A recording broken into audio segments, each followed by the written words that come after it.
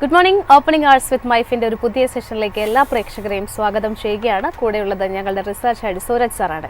Good morning Sooraj sir. Happy morning Jasmine. Yes, ഏതായാലും ഈ ഒരു ആഴ്ചയിലെ അവസാനത്തെ ട്രേഡിംഗ് ഡേയിലേക്കാണ് നമ്മൾ കടന്നിരിക്കുന്നത്. ഇന്നലത്തെ മാർക്കറ്റിൻ്റെ ഒരു റാലിയെ കുറിച്ച് തീർച്ചയായിട്ടും ഒന്ന് മെൻഷൻ ചെയ്യേണ്ടതുണ്ട്.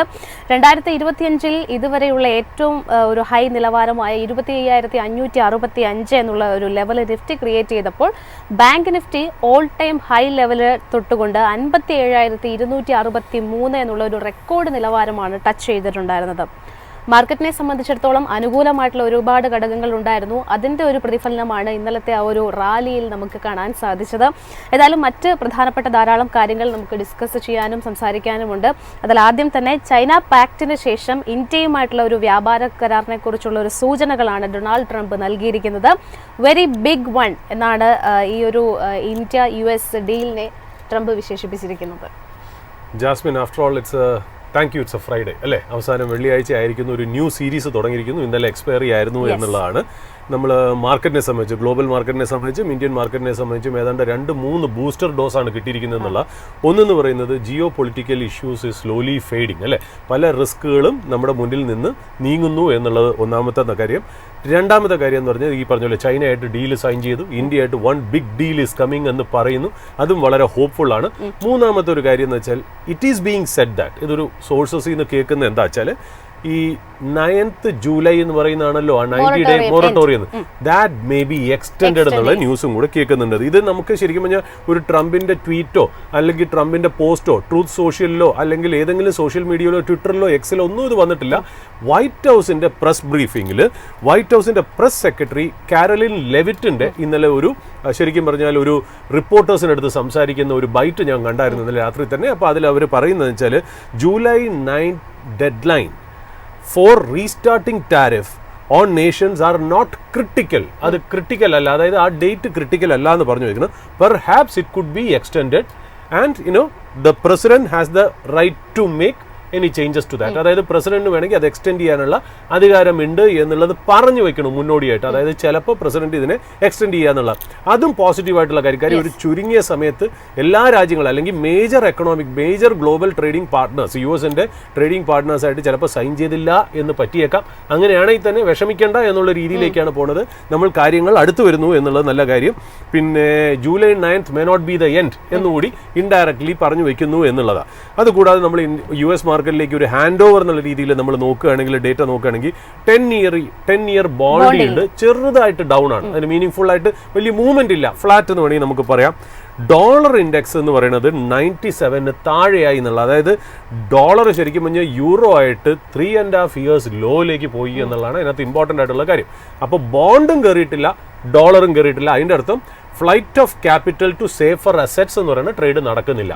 അതായത് ക്യാപിറ്റൽ ഇന്നും റിസ്കിയർ ആയിട്ടുള്ള അസറ്റ്സിനെ ചേസ് ചെയ്യുന്നു. അതായത് stocks, crypto currencies, emerging market equities എന്നിങ്ങനെയൊക്കെയുള്ളതാണ്. അപ്പോൾ അതാണ് അതിൻ്റെ ഒരു ബാക്ക്ഗ്രൗണ്ട് എന്നുള്ളത് നമ്മൾ പറഞ്ഞു വെക്കുന്നു. ഇനി ഇപ്പോൾ നമ്മൾ ടെക്നിക്കൽസ് മാത്രം നോക്കിയാൽ മതി എന്നുള്ള മാർക്കറ്റിന്റെ എൻവയറോൺമെന്റ് ശരിക്കും പറഞ്ഞാൽ ഒരു റിസ്ക് ഓൺ ട്രേഡ് ആണെന്നുള്ളതാണ് നമ്മൾ പറഞ്ഞു വെക്കുന്നത്. ഇന്നലെ നമ്മൾ S&P നോക്കുകയാണെങ്കിൽ നിയർ ടു ഹൈ, ഇനി കുറച്ചുകൂടിയേ ഉള്ളൂ, 0.8% ആയിരുന്നു ഇന്നലെ S&P അപ്പായിരുന്നത്, നിയർ ടു ഓൾ ടൈം ഹൈയിൽ നിൽക്കുന്നു. ഡൗ ജോൺസ് എന്ന് പറയുന്നത് ഇന്നലെ 0.94% അപ്പായിരുന്നു. നാസ്ഡാക്ക് 0.97% അപ്പാണെന്നുള്ള പറഞ്ഞു വെക്കുന്നു.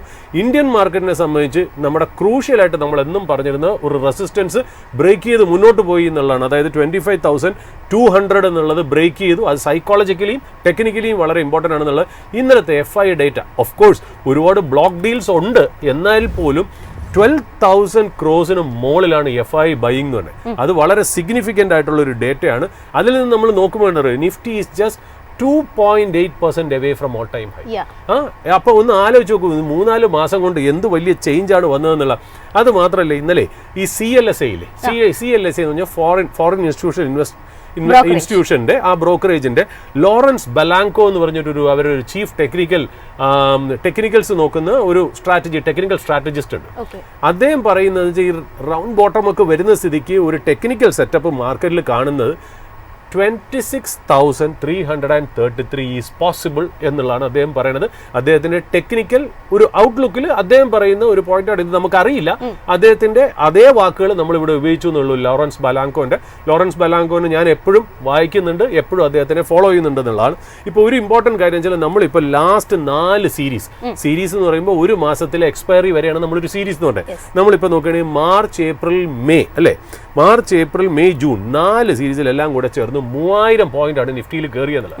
ഈ 3000 പോയിന്റ് നിഫ്റ്റി കയറുക എന്ന് പറഞ്ഞാൽ ഇതിന് മുമ്പേ അതേപോലെ 4 സീരീസ് അടുപ്പിച്ച് നിഫ്റ്റി 3000 പോയിന്റ് കയറുന്നത് കഴിഞ്ഞ ജൂൺ ടു സെപ്റ്റംബർ 2024 ബട്ട് വേറൊരു കാര്യമുണ്ട്, 2017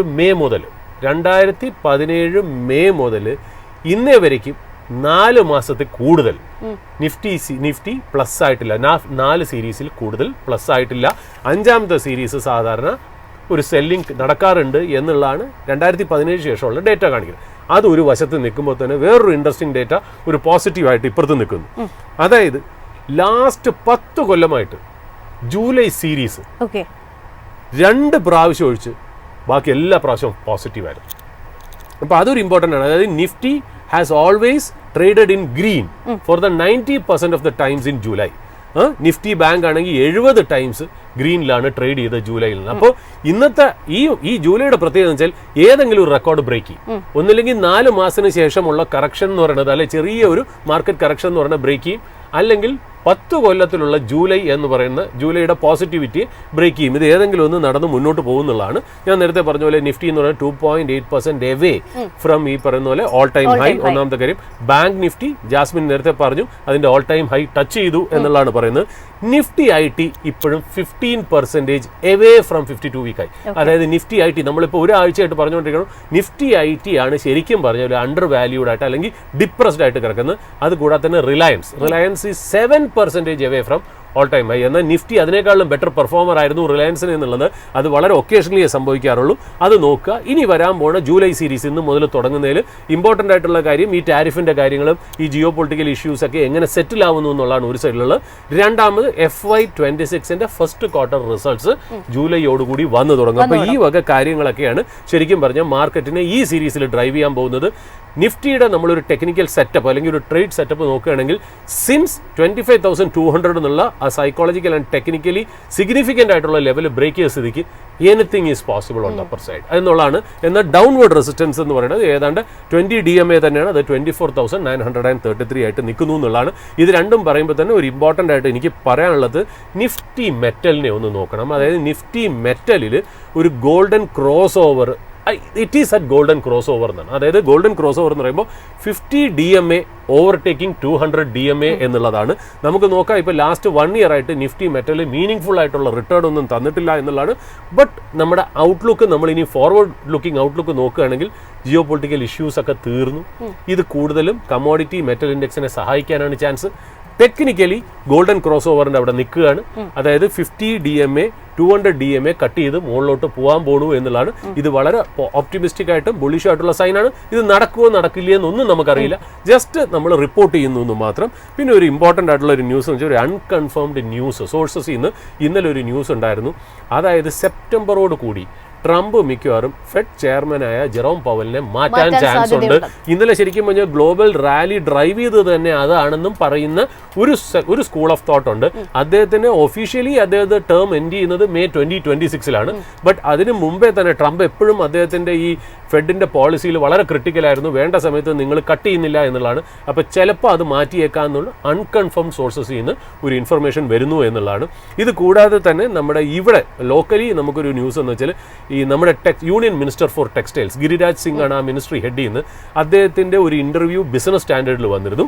അതിൽ പറഞ്ഞേക്കണമെന്ന് വെച്ചാൽ ഓൾറെഡി നമ്മൾ ഈ ടെക്സ്റ്റൈലിന് ഒരു PLI സ്കീമുണ്ട്, ഒരു പ്രോഫിറ്റ് ലിങ്ക് അല്ല പ്രൊഡക്ഷൻ ലിങ്ക്ഡ് ഇൻസെൻറ്റീവ് സ്കീം ഉണ്ട്. അത് ഏതാണ്ട് 11,600 കോടിക്ക് എങ്ങാണ്ടാണ് PLI സ്കീം ഗവൺമെൻറ് ഡിക്ലെയർ ചെയ്തേക്കുന്നത്. ഇപ്പോൾ കേൾക്കുന്നതെന്ന് വെച്ചാൽ കാര്യം അതിനകത്ത് കുറേ നാളായിട്ട് ഡിസ്കഷൻ ഉണ്ട്. അതായത് ടെക്സ്റ്റൈലിൻ്റെ കാര്യത്തിൽ ഗാർമെൻറ്റിനെയും കൂടെ ഇൻട്രൊഡ്യൂസ് ചെയ്യണം എന്നൊക്കെ പറഞ്ഞ് ഒരുപാട് ഇതുണ്ട്. അപ്പോൾ ഇപ്പോൾ പറയുന്നത് എന്താ വെച്ചാൽ മിനിസ്റ്റർ പറയുന്നത് വെച്ചാൽ ടെക്സ്റ്റൈലിൻ്റെ കാര്യത്തിൽ ഞങ്ങൾ ഇനി തൊടാൻ ആഗ്രഹിക്കുന്നില്ല, അത് അങ്ങനെ തന്നെ പോട്ടെ, നന്നായിട്ട് അത് ഡെലിവർ ചെയ്യുന്നുണ്ട്. ഗാർമെൻറ്റിന് വേണ്ടിയിട്ട്, ഗാർമെൻറ്റ് ഇൻഡസ്ട്രിക്ക് വേണ്ടിയിട്ട് ഒരു separate production linked incentive scheme അല്ലെങ്കിൽ ഒരു PLI സ്കീം ഞങ്ങൾ തുടങ്ങാൻ ആഗ്രഹിക്കുന്നുള്ളൂ. അപ്പോൾ ഇത് രണ്ടും ശരിക്കും പറഞ്ഞാൽ മാർക്കറ്റിൻ്റെ ഒരു ബ്രോഡർ ആസ്പെക്ട്സിൽ ഇൻഫ്ലുവൻസ് ചെയ്യുന്ന രണ്ട് ന്യൂസും കൂടെ പറഞ്ഞു വെച്ചു എന്ന് പറഞ്ഞാൽ ഇതാണ് ഒരു മാർക്കറ്റിൻ്റെ ഒരു ഇൻട്രൊഡക്ഷൻ അല്ലെങ്കിൽ ഹാൻഡ് ഓവർ എന്നുള്ളത്. ജാസ്മിൻ, ഏതായാലും ഇന്നും ധാരാളം സ്റ്റോക്ക് ന്യൂസുകളുണ്ട്. അതിൽ ആ സ്റ്റോക്കുകളൊക്കെ തന്നെ ഒരു മിക്സ്ഡ് ആയിട്ടുള്ള പെർഫോമൻസ് ആണ് നമുക്ക് കാഴ്ചവെക്കുന്നത്. എസ്പെഷ്യലി ഡെലിവറിയിലടക്കം ബ്ലോക്ക് ഡീലിൻ്റെ സാധ്യതകളൊക്കെ തന്നെ വരുന്നു. ഇന്നത്തെ മാർക്കറ്റിൽ ഡെലിവറിയുടെ ഷെയർസ് നമുക്കൊന്ന് പരിശോധിച്ച് നോക്കാം. ആദ്യഘട്ടത്തിൽ ഒരു ഫ്ലാറ്റ് നോട്ടിലായിരുന്നു ഉണ്ടായിരുന്നത്. ഇപ്പോൾ ഒരു ഫ്ലാറ്റ് ടു പോസിറ്റീവ് നോട്ടിലേക്ക് ഡെലിവറി മാറിയിട്ടുണ്ട്. സർ, മറ്റ് പ്രധാനപ്പെട്ട സ്റ്റോക്ക് ന്യൂസ് ഏതൊക്കെയാണ് ഇന്ന്? ഞാൻ ആക്ച്വലി അതിനകത്ത് സ്റ്റോക്ക് ന്യൂസിനെക്കാട്ടിലും ഇപ്പോൾ ഒരുപാട് സ്റ്റോക്ക് ന്യൂസ് തീർച്ചയായിട്ടും നമ്മൾ ലൈവ് അപ്ഡേറ്റിൽ നമ്മുടെ പോകുമ്പോൾ നമ്മുടെ ഡെസ്കിൽ നിന്ന് തന്നെ ഒരുപാടായിട്ട് കിട്ടുന്നുണ്ട്. എന്നെ ഇന്ന് കേദാർ പ്രഭു എനിക്ക് ഒരു ന്യൂസിൻ്റെ ഒരു അറ്റൻഷൻ എനിക്ക് കൊണ്ടുവന്നത്, അതായത് ഒരു മോട്ടിലാൽ ഓസ്വാൽ എന്ന് പറഞ്ഞ ബ്രോക്കറേജിൻ്റെ റിപ്പോർട്ടാണ്. അതിനകത്ത് അവർ പറയുന്നത് എന്താണെന്നറിയോ, അതായത് PSU കമ്പനീസിനെ കുറിച്ചാണ് അത് വന്നത്. അതായത് PSU കമ്പനീസ് ഏതാണ്ട് FY09, അതായത് FY09 മുതൽ FY20 വരെ, അതായത് 2009 മുതൽ 2020 വരെ സ്റ്റാഗ്നൻ്റ് ആയിട്ട് കിടന്ന ഒരു ഇൻഡെക്സ് ആണ്. അല്ലെങ്കിൽ ആ ഒരു PSU കോൺസ്റ്റിറ്റ്യൂവൻറ്റ് ഓഫ് നിഫ്റ്റി എന്ന് പറയുന്നത് വളരെ സ്റ്റാഗ്നൻ്റ് ആയിരുന്നു. വലിയ രീതിയിൽ പ്രോഫിറ്റും ഉണ്ടാക്കുന്നില്ല. നിഫ്റ്റിയുടെ ആ PSU കമ്പോണൻറ്റ് വലിയൊരു മൂവ്മെൻറ്റും ഇല്ല എന്നുള്ള. ബട്ട് ഇൻട്രസ്റ്റിംഗ്ലി മാർച്ച് 2020 ശേഷം, അതായത് ഇപ്പോൾ പറയുന്നത് നമ്മൾ as we sit in 2025 June, last 5 years നോക്കുകയാണെങ്കിൽ PSUവിൻ്റെ മാർക്കറ്റ് ക്യാപ്പ് 12 ലക്ഷം കോടിയിൽ നിന്ന് 57 ലക്ഷം കോടിയായി മാറി എന്നുള്ളതാണ്. അതായത് PSUവിൻ്റെ ആ മൂവ്മെൻറ്റ് വളരെ സിഗ്നിഫിക്കൻ്റ് ആണ്. ഈ ഓവറോൾ മാർക്കറ്റ് ക്യാപ്പിൻ്റെ, നമ്മുടെ ഇന്ത്യയുടെ മാർക്കറ്റ് ക്യാപ്പിൻ്റെ 15% ഏതാണ്ട് PSU ആയി എന്നുള്ളതാണ്. അതിൽ തന്നെ PSUകളിൽ തന്നെ BFSI സെക്ടർ എന്ന് പറയുമ്പോൾ banking, financial services and insurance, അതാണ് ഈ PSUവിൻ്റെ ടോട്ടൽ പ്രോഫിറ്റ് പൂളിൻ്റെ 38% വന്നിരുന്നത് എന്നുള്ളത്. അതായത് FY20 അത് വെറും 7%. അതായത് 20 to 25 ലാസ്റ്റ് 5 ഇയേഴ്സ് 7% ഏതാണ്ട് 38% വരെ ഈ PSU BFI സെഗ്മെന്റിന്റെ പ്രോഫിറ്റ് PSU ടോട്ടൽ പ്രോഫിറ്റ് പൂളിൽ ഉണ്ടെന്നുള്ളത് വളരെ എൻകറേജിംഗ് ആണ്. അത് എൻകറേജിംഗ് എന്ന് പറഞ്ഞാൽ ഇതൊരു ജസ്റ്റ് ഒരു ഡേറ്റ മാത്രമല്ല. അതിൻ്റെ എന്ന് വെച്ചാൽ ഇപ്പോൾ ലാസ്റ്റ് 5 ഇയേഴ്സായിട്ട് എത്രത്തോളം PSU കമ്പനീസ് എഫിഷ്യൻ്റ് ആയി എന്ന് പറയുമ്പോൾ ഗവൺമെൻറ് എഫിഷ്യൻ്റ് ആയി എന്ന് വേണം നമുക്ക് മനസ്സിലാക്കാനായിട്ട്. അതായത് ഗവൺമെൻറ് ശരിക്കും പറഞ്ഞാൽ ലാസ്റ്റ് 5 ഇയേഴ്സായിട്ട് എക്കണോമിയിൽ ശരിക്കും സ്പെൻഡ് ചെയ്തേക്കുന്ന ഗവൺമെൻറ്റാണ്. ക്യാപിറ്റൽ എക്സ്പെൻഡിച്ചർ നടത്തിയിരിക്കുന്ന ഗവൺമെൻറ്റാണ് പ്രൈവറ്റ് സെക്ടറിനെക്കാട്ടിലും എന്നുള്ള. അത് അവർ സ്പെൻഡ് ചെയ്തിരിക്കുന്ന ഏതിൽ കൂടെയാണ്? PSUവിൽ കൂടെയാണ്. ഇപ്പോൾ ഡിഫൻസ് സ്പെൻഡിങ് ഏറ്റവും കൂടുതൽ ബെനിഫിറ്റ് ചെയ്യണത് HALനും BLനുമാണ് എന്ന് പറയുന്ന പോലെ അവരുടെ പല കാര്യങ്ങളും, നാഷണൽ ഹൈവേസ്, ഇങ്ങനത്തെ പല കാര്യങ്ങളും അവർ സ്പെൻഡ് ചെയ്തു എന്നുള്ളത് വളരെ നല്ല കാര്യം. രണ്ടാമത്തെ കാര്യം അതിനകത്ത് ഇമ്പോർട്ടൻ്റ് ആയിട്ടുള്ള ടേക്ക് അവേ എന്ന് പറഞ്ഞാൽ ബാങ്ക്സ് ബെറ്ററായി, ബാങ്ക്സിൻ്റെ ബാലൻസ് ഷീറ്റ് ബെറ്ററായി, എന്താ പറയുക, ബാങ്കിൻ്റെ ക്യാപിറ്റലൈസേഷൻ നന്നായിട്ട് നടന്നു, ബാങ്കിന് വലിയ റിസ്ക് ഇല്ല എന്നുള്ളത്. അപ്പോൾ അടിസ്ഥാനപരമായിട്ടുള്ള രണ്ട് കാര്യങ്ങളാണ് ഈ ഡേറ്റയിൽ കൂടെ നമുക്ക് കിട്ടുന്നത്. ഒന്ന്, ഗവൺമെൻറ്റിൻ്റെ ക്യാപിറ്റൽ എക്സ്പെൻഡിച്ചർ PSUവിൽ കൂടെ നന്നായിട്ട് നടക്കുന്നു and PSU business are turning out to be good wealth creators. ഒന്നാമത്തെ കാര്യം ദേ ആർ പെർഫോമിംഗ് എന്നുള്ള. രണ്ടാമത്തെ, ബാങ്ക്സിൻ്റെ അല്ലെങ്കിൽ ഫിനാൻഷ്യൽ ഇൻസ്റ്റിറ്റ്യൂഷൻ്റെ സ്റ്റെബിലിറ്റിയും കൂടെ ഈ ഡേറ്റയിൽ കാണിക്കുന്നു എന്നുള്ള. അപ്പോൾ അതാണ് ഒരു ഇമ്പോർട്ടൻ്റ് ആയിട്ട് എനിക്ക് പറയേണ്ട ഒരു കാര്യം. അത് കേദാർ പ്രഭു നന്നായിട്ട് അത് ഡിസെക്ട് ചെയ്ത് നമ്മുടെ മുന്നിൽ വെച്ചു എന്നുള്ള. പിന്നെ PVR ഐനോക്സ് നമ്മൾ സ്പോട്ട്ലൈറ്റിൽ അവതരിപ്പിച്ച ഒരു സ്റ്റോക്കാണ്. India's largest movie multiplex chain ആണ്. അതിനകത്ത് വലിയ രസമുള്ളൊരു കാര്യം എന്ന് വെച്ചാൽ FY25 ഇപ്പോൾ റിസൾട്ട്സ് കഴിഞ്ഞല്ലോ, അതിനകത്ത് നിന്ന് മനസ്സിലാവുന്ന കാര്യം ഇപ്പോൾ റിലീസസ് എന്നൊരു സംഭവമാണ്. റിലീസസ് പഴയ സിനിമകൾ, ഇപ്പോൾ നമ്മളെ മലയാളത്തിൽ തന്നെ സ്ഫടികം അങ്ങനത്തെ സിനിമകളൊക്കെ റിലീസ് ചെയ്തതെന്ന് 4Kയിലോ അല്ലെങ്കിൽ നല്ല ഹൈ ക്വാളിറ്റി ഹൈ ഡെഫിനിഷൻസിലൊക്കെ റിലീസ് ചെയ്യുന്നു. ഇത് ഏതാണ്ട് നോക്കുമ്പോൾ ഓൾ ഇന്ത്യ ലെവലിൽ പല ലാംഗ്വേജസിലും അവർ ചെയ്തിട്ടുണ്ടല്ലോ, മലയാളം മാത്രമല്ല. 124 കോടി അവർക്ക് അതിൽ നിന്ന് കിട്ടിയെന്നാണ്. അതായത് അവരെ ടോട്ടൽ ബോക്സ് ഓഫീസ് കളക്ഷൻ്റെ 8.5% കോൺട്രിബ്യൂട്ട് ചെയ്തത് ഈ റിലീസിംഗ് ആണെന്നുള്ളത്. അതായത് ഏതാണ്ട് 71 വ്യൂവേഴ്സ് തിയേറ്ററിൽ കയറി റിലീസസ് കണ്ടു എന്നുള്ളത്. അവർ പറയുന്നത്, കമ്പനിയുടെ ഗൈഡൻസ് പറഞ്ഞ FY2026 ഈ റിലീസ് എന്നുള്ള കളക്ഷൻ ഇതിനെക്കാട്ടിലും കൂടുന്നാണ് പറയുന്നത്. അപ്പോൾ 124 കോടി എന്ന് പറയുമ്പോൾ ഞാൻ ആലോചിക്കുകയായിരുന്നു, കമ്പനീസ് എങ്ങനെയൊക്കെ സ്കെയിലപ്പ് ചെയ്യുന്നു അല്ലേ, എവിടെ നിന്നൊക്കെ പുതിയ റവന്യൂ സ്ട്രീംസ് കൊണ്ടുവരുന്നു എന്നുള്ളത് വളരെ ഇമ്പോർട്ടൻ്റ് ആയിട്ട് എനിക്ക് തോന്നിയെന്നുള്ള. പിന്നെ ഗെയിലിനെ സംബന്ധിച്ചാണ് സ്റ്റോക്ക് ന്യൂസിൽ ഒരു ഇമ്പോർട്ടൻ്റ് ആയിട്ടുള്ള കാര്യം. അതിൽ ഒരു ബ്രോക്കറേജ് റിപ്പോർട്ട്, ജെഫ്രീസിന്റെ റിപ്പോർട്ടാണ്. അപ്പോൾ ജെഫ്രീസ് പറയുന്നത് എന്താ വെച്ചാൽ, ഒരു unified tariff government gas companies, gas transportation companies increase ചെയ്യാൻ ചാൻസ് ഉണ്ട് എന്നുള്ളത്. ഗെയിൽ ചോദിച്ചത് 33% ഇൻക്രീസ്, ടാരിഫിൽ ഇൻക്രീസ്. എന്നാൽ ഗെയിൽ എക്സ്പെക്ട് ചെയ്യുന്നത് 20% കിട്ടുന്നതാണ്. 33 ചോദിച്ചു, 20 കിട്ടും. ജെഫ്രീസ് പറയുന്നത് കൺസർവേറ്റീവ്ലി 10% ഇൻക്രീസ് ചെയ്യാൻ ചാൻസ് ഉണ്ട്. ഈ 10% ഇൻക്രീസ് ചെയ്യുകയാണെങ്കിൽ ഏതാണ്ട് ആ ഒരു വാല്യുവേഷൻ അല്ലെങ്കിൽ ആ ഒരു എക്സ്ട്രാ ടാരിഫ് കാരണം ഉണ്ടാവുന്ന എക്സ്ട്രാ റവന്യൂ ഗെയിലിൻ്റെ ഗ്രോത്തിൽ ആഡ് ചെയ്ത് നോക്കുമ്പോൾ ജെഫ്രീസിൻ്റെ നോട്ട് അനുസരിച്ച് ജെഫ്രീസ് പറയുന്നത് സ്റ്റോക്ക് ഏതാണ്ട് 34% അപ്സൈഡ് ഉണ്ട് എന്നുള്ളതാണ്.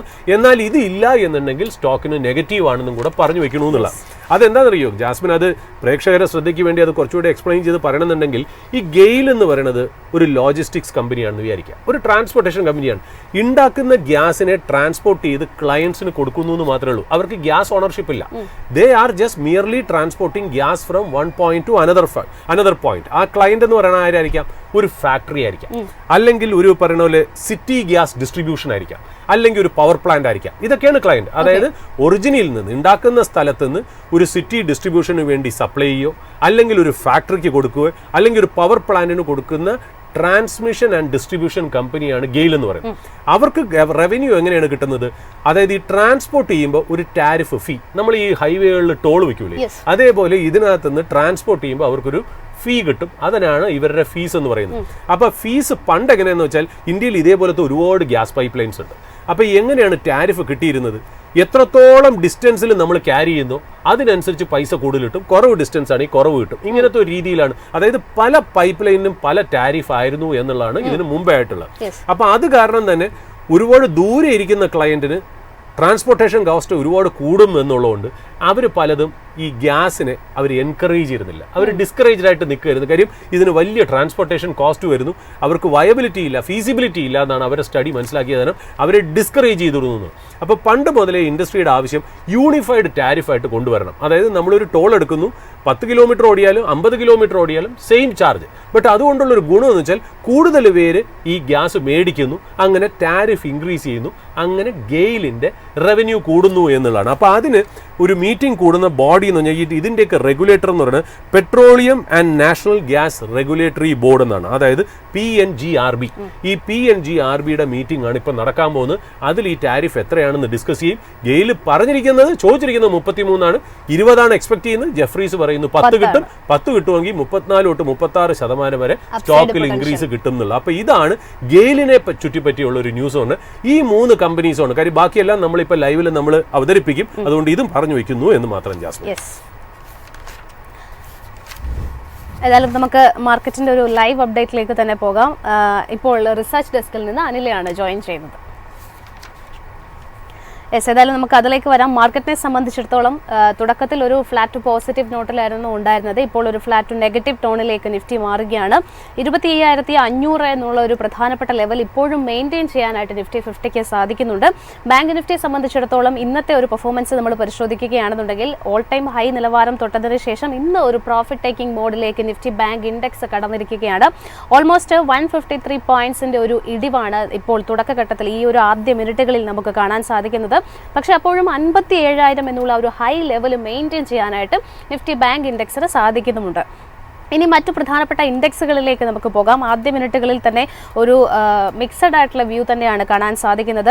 നേരത്തെ സാറ് സൂചിപ്പിച്ചതുപോലെ തന്നെ മെറ്റൽ ഇൻഡെക്സ് അതിൻ്റെ ഒരു റെക്കോർഡ് നിലവാരത്തിലേക്ക് എത്തുകയാണ്. ഇന്നലെയും മാർക്കറ്റിൻ്റെ ഒരു റാലിയിൽ ഏറ്റവും അധികം കോൺട്രിബ്യൂട്ട് ചെയ്തിരുന്നത് മെറ്റൽ ഇൻഡെക്സ് തന്നെയാണ്. ഇന്നും ആ ഒരു മുന്നേറ്റം തുടരാനായിട്ട് ഓൾമോസ്റ്റ് 1% ഓൾറെഡി നേട്ടം മെറ്റൽ ഇൻഡെക്സ് തന്നു കഴിഞ്ഞിരിക്കുകയാണ്. ഏതായാലും നമുക്ക് ഇനി മറ്റ് പ്രധാനപ്പെട്ട സ്റ്റോക്കിൻ്റെ ഒക്കെ ഡീറ്റെയിൽസ് ആയിട്ട് ലൈവ് അപ്ഡേറ്റിലേക്ക് കടക്കാം. അനില ജോയിൻ ചെയ്യുന്നു. Good morning Anila. Good morning Jasmine. Market ഇപ്പോൾ ഒരു ഫ്ലാറ്റ് ടു നെഗറ്റീവ് ടോണിലേക്കാണ് ട്രേഡ് ചെയ്യുന്നത്. 25,500 എന്നുള്ള ഒരു പ്രധാനപ്പെട്ട ലെവൽ മെയിൻറ്റെയിൻ ചെയ്യാനായിട്ട് നിഫ്റ്റി 50ക്ക് സാധിക്കുന്നുണ്ട്. എന്തൊക്കെയാണ് മറ്റ് പ്രധാനപ്പെട്ട അപ്ഡേറ്റ്സ്?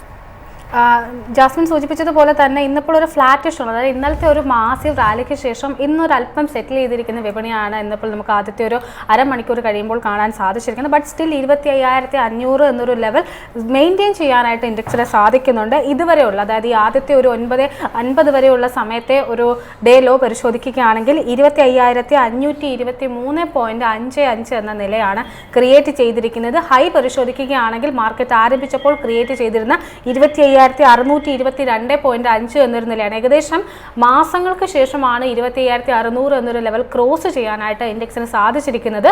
ഇത് കഴിഞ്ഞ ദിവസം നമ്മൾ നേരത്തെയൊക്കെ സൂചിപ്പിച്ചതുപോലെ തന്നെ ഈ ഒരു റാലി ഒരുപക്ഷെ ഈ ഒരു മന്ത് എക്സ്പയർ ഉണ്ടായ ഒരു റാലി കണ്ടിന്യൂ ചെയ്തേക്കും എന്നൊരു എക്സ്പെക്ടേഷൻ തന്നെയാണ് മുന്നോട്ടേക്ക് തരുന്നത്.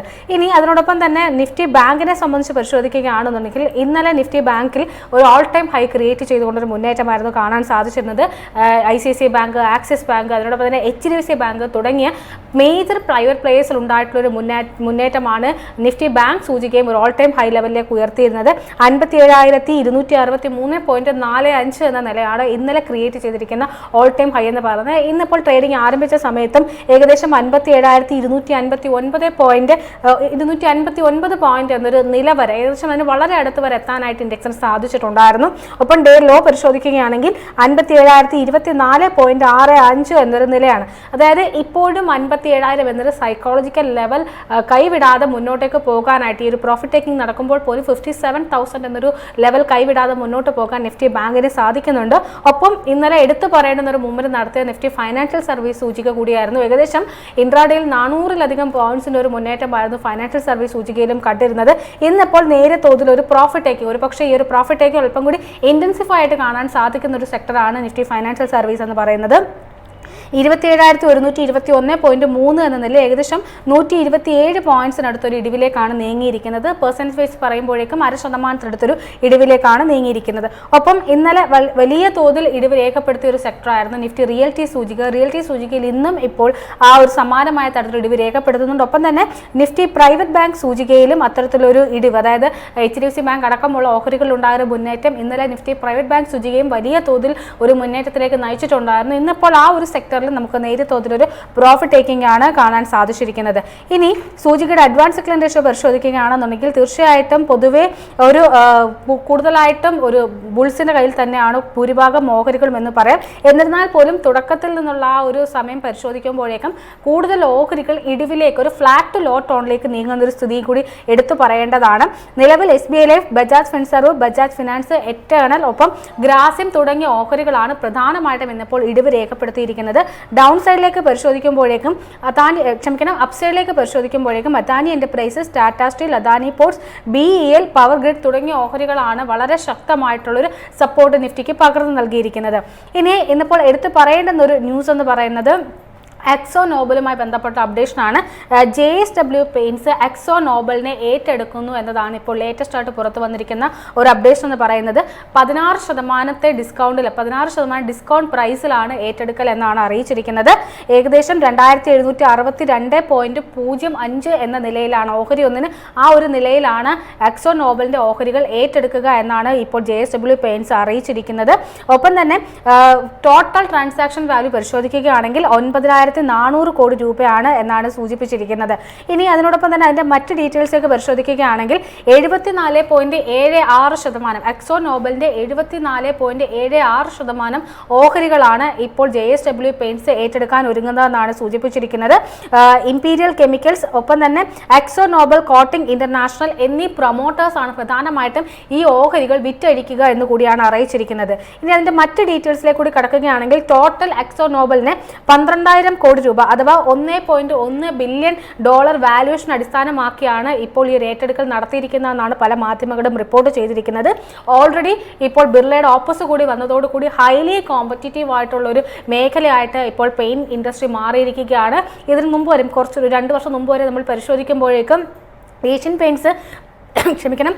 പെയിന്റ്സ് തുടങ്ങിയ ചില പേരുകൾ മാത്രമായിരുന്നു വളരെ പോപ്പുലർ ആയതെങ്കിൽ ഇപ്പോൾ കൂടുതൽ കമ്പനികൾ ഈ ഒരു മേഖലയിലേക്ക് കടന്നു വരികയാണ്. തീർച്ചയായിട്ടും ഇത് ഈ മേഖലയിലെ ഒരു മാർക്കറ്റ് ഷെയറിനെ സംബന്ധിച്ചിട്ടുമൊക്കെ ഒരു പക്ഷേ ഒരു വലിയ തോതിലുള്ള മാറ്റങ്ങൾക്ക് ലോങ് ടേമിൽ മാറ്റങ്ങൾക്ക് കാരണമായേക്കാം എന്നൊരു പ്രതീക്ഷയാണ് പല അനലിസ്റ്റുകളും ഇപ്പോൾ മുന്നോട്ടേക്ക് വെച്ചിരിക്കുന്നത്. മാത്രമല്ല ഈ ഏറ്റെടുക്കലോടുകൂടി ഇന്ത്യയിലെ തന്നെ ഏറ്റവും വലിയ 4ാമത്തെ പെയിന്റ് കമ്പനിയായിട്ട് JSW പെയിന്റ്സ് മാറുമെന്നാണ് പ്രതീക്ഷിക്കുന്നത്. ഇനി അതിനോടൊപ്പം JSW പെയിൻസിനെ സംബന്ധിച്ച് ക്ഷമിക്കണം, അതിനോടൊപ്പം അക്സോ നോബലിനെ സംബന്ധിച്ച് പരിശോധിക്കുകയാണെങ്കിൽ ഇന്നിപ്പോൾ 6% മുന്നേറ്റമാണ് നമുക്ക് ഇൻട്രാഡേയിൽ ആദ്യത്തെ ഒരു അരമണിക്കൂർ പിന്നിടുമ്പോൾ അക്സോ നോബൽ ഇന്ത്യയിൽ കാണാൻ സാധിക്കുന്നത്. അതായത് ഈ ഒരു ഏറ്റെടുക്കലിനോട് വളരെ പോസിറ്റീവായിട്ടാണ് ഇപ്പോൾ നിക്ഷേപകർ റിയാക്ട് ചെയ്തിരിക്കുന്നത് എന്ന് തന്നെ പറയാൻ പറ്റും. ഒപ്പം പെയിന്റിലെ മറ്റ് ഓഹരികൾ കൂടി പരിശോധിക്കുകയാണെങ്കിൽ പൊതുവെ ആ ഒരു ബുള്ളിഷ് മൊമെന്റം ഓഹരികളിലൊക്കെ കാണാൻ സാധിക്കുന്നുണ്ട്. ഏഷ്യൻ പെയിന്റ്സ് ഏകദേശം 0.5% ഒരു മുന്നേറ്റം രേഖപ്പെടുത്തുന്നുണ്ട്. ഒപ്പം തന്നെ ഷാലിമാർ പെയിന്റ്സ് 0.5% നേട്ടം രേഖപ്പെടുത്തുന്നുണ്ട്. സിർക്ക പെയിന്റ്സ് 0.5% ഒരു മുന്നേറ്റം രേഖപ്പെടുത്തുന്നുണ്ട്. ഇൻഡിഗോ പെയിന്റ്സ് 0.5% മുന്നേറ്റം രേഖപ്പെടുത്തുന്നുണ്ട്. അതേസമയം ബർജർ പെയിന്റ്സ് ഏകദേശം ഒരു ഫ്ലാറ്റ് സ്റ്റോണിലാണ്, കാര്യമായിട്ടൊരു മുന്നേറ്റം റിപ്പോർട്ട് ചെയ്യാതെ ഒരു ഫ്ലാറ്റ് സ്റ്റോണിലാണ് ഇന്നിപ്പോൾ ട്രേഡിംഗ് നടത്തി വരുന്നത്. അതോടൊപ്പം തന്നെ കാൻസായ് നെർലോക്ക് പെയിന്റ്സ് പരിശോധിക്കുകയാണെങ്കിൽ ഒരു ഫ്ലാറ്റ് ലോ ടോണിലാണ് ഇന്നിപ്പോൾ ട്രേഡിംഗ് നടത്തി വരുന്നത്. ഏതായാലും പെയിന്റ് ഓഹരികളിലൊക്കെ ഇന്ന് നമുക്കൊരു ബുള്ളിഷ് മൊമെന്റം കാണാൻ സാധിക്കുന്നുണ്ട്. പക്ഷേ ഇത്തരത്തിലുള്ള ഏറ്റെടുക്കൽ വരുന്നതോടുകൂടി ഇതിൻ്റെ മറ്റൊരു വശം എന്ന് പറയുന്നത്, അതായത് കൂടുതൽ കമ്പനികളിലേക്ക് മാത്രം ഒതുങ്ങിപ്പോകുന്ന, അതായത് കൂടുതൽ മാർക്കറ്റ് പ്ലേസ് ഇല്ലാതെ ചില കമ്പനികളിലേക്ക് മാത്രം ഈ ഒരു മാർക്കറ്റ് ഒതുങ്ങിപ്പോകുമോ എന്നൊരു ആശങ്ക കൂടി പല നിരീക്ഷകരും മുന്നോട്ടേക്ക് വെക്കുന്നുണ്ട്. ഇപ്പോൾ നമ്മൾ സിമന്റ് മേഖലയിലൊക്കെ കണ്ടുവരുന്ന വലിയ തോതിലുള്ള അക്വിസിഷൻസ്, ചെറിയ കമ്പനികളെ വലിയ തോതിലുള്ള അക്വിസിഷൻസ് വഴി ഈ ആ ഒരു മേഖലയിൽ തന്നെ മൊണോപ്പൊളി ആകാനായിട്ട് പല കമ്പനികളും ശ്രമിക്കുന്നുണ്ട്. ഏതായാലും അത്തരം ഒരു കാറ്റഗറിയിൽ ഇപ്പോൾ പെയിന്റ് മേഖല കൂടി കടന്നു വരികയാണെന്നാണ് പല അനലിസ്റ്റുകളുടെയും ഒരു നിരീക്ഷണമായിട്ട് ഇപ്പോൾ പങ്കുവയ്ക്കാനുള്ളത്. ജാസ്മിൻ, ഏതായാലും ഇതൊക്കെയാണ് ഈ നിമിഷങ്ങളിലെ പ്രധാനപ്പെട്ട അപ്ഡേറ്റ്സ്. അനിലയാണ് ഇപ്പോൾ റിസർച്ച് ഡെസ്കിൽ നിന്ന് മാർക്കറ്റിന്റെ ഒരു ഔട്ട്ലുക്ക് നൽകിയത്. ഏതായാലും അനില സൂചിപ്പിച്ചതുപോലെ തന്നെ അക്സോ നോബലിന്റെ ഒരു കാര്യം തന്നെ തുടങ്ങാം. നമുക്ക് അക്സോ നോബലിനെ സംബന്ധിച്ചിടത്തോളം ഇന്ന് ഷെയർ പ്രൈസ് ഏകദേശം 8% കൂടുതൽ ഒരു ജമ്പാണ് ഉണ്ടായിരിക്കുന്നത്. പ്രൊമോട്ടേഴ്സ് ഇന്ത്യ ബിസിനസ് JSW പെയിന്റ്സിന് വിൽക്കുന്നു എന്നുള്ള ആ ഒരു സെയിലിനെ സംബന്ധിച്ചിടത്തോളമാണ് ഇന്ന് ഒരു പോസിറ്റീവായിട്ട് കാണാൻ സാധിക്കുന്നത് ഈ ഒരു സ്റ്റോക്കിനെ സംബന്ധിച്ചിടത്തോളം. സർ, നമുക്ക് ഈ അക്സോ നോബലിന്റെ കാര്യവും അതോടൊപ്പം തന്നെ JSW പെയിന്റിന്റെ കാര്യവും പരിശോധിക്കുകയാണെന്നുണ്ടെങ്കിൽ ഇതിന്റെ പെയിന്റ് സെഗ്മെന്റ് ഇൻഡസ്ട്രി ലീഡർ എന്ന് പറയുന്നത് തീർച്ചയായിട്ടും ഏഷ്യൻ പെയിന്റ് തന്നെയാണ്. ഓരോ ദിവസവും ഏഷ്യൻ പെയിന്റിന്റെ ആ ഒരു വലിയ ഒരു കൈവശമുണ്ടായിരുന്ന ആ ഒരു മാർക്കറ്റ് കപ്പാസിറ്റിയും അവരുടെ ഒരു അപ്രമാദിത്യവും കുറഞ്ഞു വരികയാണ് എന്നുള്ള രീതിയിലേക്കാണ് പോകുന്നത്. കാരണം ഈ ഒരു ഏരിയയിലേക്ക് JSW പെയിന്റ്സിന്റെ പെനട്രേഷനും ബിർള ഓപ്പസ് അടക്കമുള്ള പ്രധാനപ്പെട്ട കോമ്പറ്റീറ്റേഴ്സിന്റെയും ഒക്കെ തന്നെ ഒരു പെനട്രേഷൻ ഏഷ്യൻ പെയിന്റിന്റെ ഒരു സാധ്യത കുറയ്ക്കുകയാണോ എന്നുള്ളൊരു ആശങ്ക കൂടി അവിടെ നിലനിൽക്കുന്നില്ലേ? അല്ല, തീർച്ചയായിട്ടും. അത് ഇപ്പോൾ ഈ പറയുന്ന പോലെ ഒരു മാർക്കറ്റ് ഷെയർ ഡിക്ലൈൻ ശരിക്കും പറഞ്ഞാൽ ഏഷ്യൻ പെയിന്റ്സിന് നല്ല രീതിയിൽ സിഗ്നിഫിക്കന്റ് രീതിയിൽ സംഭവിച്ചു എവർ സിൻസ്. അതായത് നമ്മൾ അന്ന് പറയുകയും ചെയ്തു, അതായത് 2 ആഴ്ച മുമ്പ് നമ്മൾ പറയുകയും ചെയ്തു, അതായത് എത്രയൊക്കെ മാർക്കറ്റ് ക്യാപ്പാണോ ഏഷ്യൻ പെയിന്റ്സിനും ബർജർ പെയിന്റ്സിനും കൻസായ് നെർലോക്കിനും അക്സോ നോബലിനും, അതായത് ടോപ്പ് ആയിട്ടുള്ള 4 പെയിന്റ് കമ്പനീസിന് എത്രത്തോളം മാർക്കറ്റ് ക്യാപ്പ് പോയോ അത്രത്തോളം ഗെയിൻ ആയിരുന്നു ഈ പറഞ്ഞ പോലെ ബിർള ഓപ്പസ് അല്ലെങ്കിൽ ഗ്രാസിമിന്റെ ഷെയറിന്റെ പ്രൈസ്. അതായത് ബിർള ഓപ്പസിനേക്കാളും ശരിക്കും പറഞ്ഞാൽ ഗ്രാസിമിന്റെ ബിർള ഓപ്പസ് ആണ് ശരിക്കും പറഞ്ഞാൽ JSW സിമന്റ് പെയിന്റ്സിനെക്കാളും ശരിക്കും പറഞ്ഞാൽ നന്നായിട്ട് പെർഫോം ചെയ്തു എന്നുള്ള. അപ്പോൾ ശരിക്കും പറഞ്ഞാൽ നമ്മുടെ സ്റ്റോക്ക് മാർക്കറ്റിൽ തന്നെ നോക്കുമ്പോൾ ഇത്രയും കമ്പനിയുടെ മാർക്കറ്റ് ക്യാപ്പ് ലൂസ് ചെയ്തതിനനുസരിച്ച് തന്നെ ഗ്രാസിമിന് കൂടി എന്നുള്ളതാണ് അതിനകത്ത് ഇമ്പോർട്ടൻ്റ് ആയിട്ടുള്ള കാര്യം. അപ്പോൾ ഒരു കണ്ടെയ്നർ പെയിന്റ് വിറ്റാൽ പോലും അത് ഏഷ്യൻ പെയിന്റ്സിന്റെ ആയിരിക്കും പോകണം. കാര്യം ഏഷ്യൻ പെയിന്റ്സിന് അത്രമാത്രം മാർക്കറ്റ് ഷെയർ ഉണ്ടായിരുന്നു എന്നുള്ളതാണ്. ബട്ട് ഈ പറയുന്ന പോലെ ഈ പറയുന്നതിന്റെ എല്ലാ പ്രത്യേകത എന്ന് പറയും, ഈ പെയിന്റ് കമ്പനീസിന്റെ ടോപ്പ് കമ്പനീസ് എല്ലാം നല്ല മാനേജ്മെന്റ് ആണ്. ഇപ്പോൾ ഈ പറയുന്ന ബർജർ പെയിന്റ്സ് നല്ല ക്ലാസിക് മാനേജ്മെന്റ്. ഏഷ്യൻ പെയിന്റ്സ് പിന്നെ പറയണ്ട, നമ്മൾ ക്രീമിലഡ ക്രീം, അതായത് ഇന്ത്യൻ കമ്പനീസിൽ ഏറ്റവും നന്നായിട്ട് മാനേജ് ചെയ്യുന്ന കമ്പനി ഏതാണെന്ന് ചോദിച്ചു കഴിഞ്ഞാൽ നമ്മൾ എപ്പോഴും പറയാറുള്ള പേര് എന്ന് പറഞ്ഞാൽ ഏഷ്യൻ പെയിന്റ്സും HDFC ബാങ്കുമാണ്. അതായത് ഏറ്റവും ക്രീം ആയിട്ടുള്ള ഫണ്ടമെന്റലി സ്ട്രോങ് കമ്പനീസ് അല്ല. അപ്പോൾ ഏഷ്യൻ പെയിന്റ്സിന്റെ മാനേജ്മെന്റ് ക്വസ്റ്റ്യനബിളേ അല്ല, it is beautiful. Of course Berger paint is equally good. പിന്നെ ഇപ്പൊ വന്നേക്കുന്ന ആരാ? JSW. ജിണ്ടാൽ എന്തെങ്കിലും കാര്യത്തിൽ മോശമാണോ? പിന്നെ എന്ന് പറയുന്നത് ബിർള, അതായത് ആദിത്യ ബിർള ഗ്രൂപ്പ് എന്ന് പറയും, കുമാരമംഗലം ബിർള. അപ്പോൾ ഇതിനകത്തുള്ള ഒരു ഗുണം എന്ന് വെച്ചാൽ അതിന്റെ ടോപ്പ് 4 പ്ലെയേഴ്സ് അല്ലെങ്കിൽ 5 പ്ലെയേഴ്സ് എന്ന് പറഞ്ഞാൽ എല്ലാം ക്ലീൻ മാനേജ്മെന്റ് ആണെന്നുള്ളതാണ്. Now it is fight for market share എന്നുള്ളതാണ്. അപ്പോൾ അതിൽ ശരിക്കും പറഞ്ഞാൽ ഒരു ഇൻവെസ്റ്ററിനെ സംബന്ധിച്ച് ഭയങ്കരമായിട്ടൊരു ഓപ്പർച്യൂണിറ്റി ലൂസ് ചെയ്തു എന്നുള്ള കാര്യം. നമ്മൾ ഏഷ്യൻ പെയിന്റ്സിലായിരുന്നു നമ്മൾ ഇൻവെസ്റ്റ് ചെയ്തിരുന്നെങ്കിൽ, അതാണ് നമ്മൾ പറഞ്ഞത്, നമ്മൾ ഈ സ്റ്റോക്ക് ഇൻവെസ്റ്റ്മെന്റിൽ നല്ല സ്റ്റോക്ക് എടുക്കുക എന്നുള്ളത് മാത്രമല്ല, അതിന്റെ കറക്റ്റ് ബിസിനസ് സൈക്കിളിൽ കയറുകയും വേണം. അപ്പൊ ഇപ്പൊ നമ്മൾ ഏഷ്യൻ പെയിന്റ്സിൽ ആരെങ്കിലും ഒരു 3 കൊല്ലം 4 കൊല്ലമായിട്ട് ഇൻവെസ്റ്റ് ചെയ്തിരുന്നെങ്കിൽ you are entering into a beautiful business at a very wrong time എന്നുള്ള. അപ്പൊ ആ ബിസിനസ് ശരിക്കും പറഞ്ഞാൽ ഒരു കോമ്പറ്റീഷൻ കൊണ്ടും റോ മെറ്റീരിയലിന്റെ പ്രഷർ കൊണ്ടും ഒക്കെ സ്ട്രഗിൾ ചെയ്തുകൊണ്ടിരിക്കുന്ന സമയത്ത് ഏഷ്യൻ പെയിന്റ്സിന്റെ ഏറ്റവും, അതായത് ലാസ്റ്റ് 25-30 കൊല്ലത്തിൽ ഏറ്റവും ചലഞ്ചിങ് ആയിട്ടുള്ള കാലഘട്ടത്തിലായിരുന്നു നിങ്ങൾ ഏറ്റവും നല്ല സ്റ്റോക്കായ ഏഷ്യൻ പെയിന്റ്സിൽ ഇൻവെസ്റ്റ് ചെയ്തതെന്ന് മനസ്സിലാക്കണം. അതുകൊണ്ട് തന്നെ നിങ്ങളുടെ റിട്ടേൺ ശരിക്കും പറഞ്ഞാൽ നിങ്ങൾക്ക് നന്നായി കിട്ടിയില്ലെന്ന് മാത്രമല്ല ഈ പൈസ ഉപയോഗിച്ച് വേറെ എവിടെയെങ്കിലും ഇൻവെസ്റ്റ് ചെയ്യാനുള്ള ഒരു ഓപ്പർച്യൂണിറ്റിയും കൂടെ ലൂസ് ചെയ്തിരിക്കുന്നു.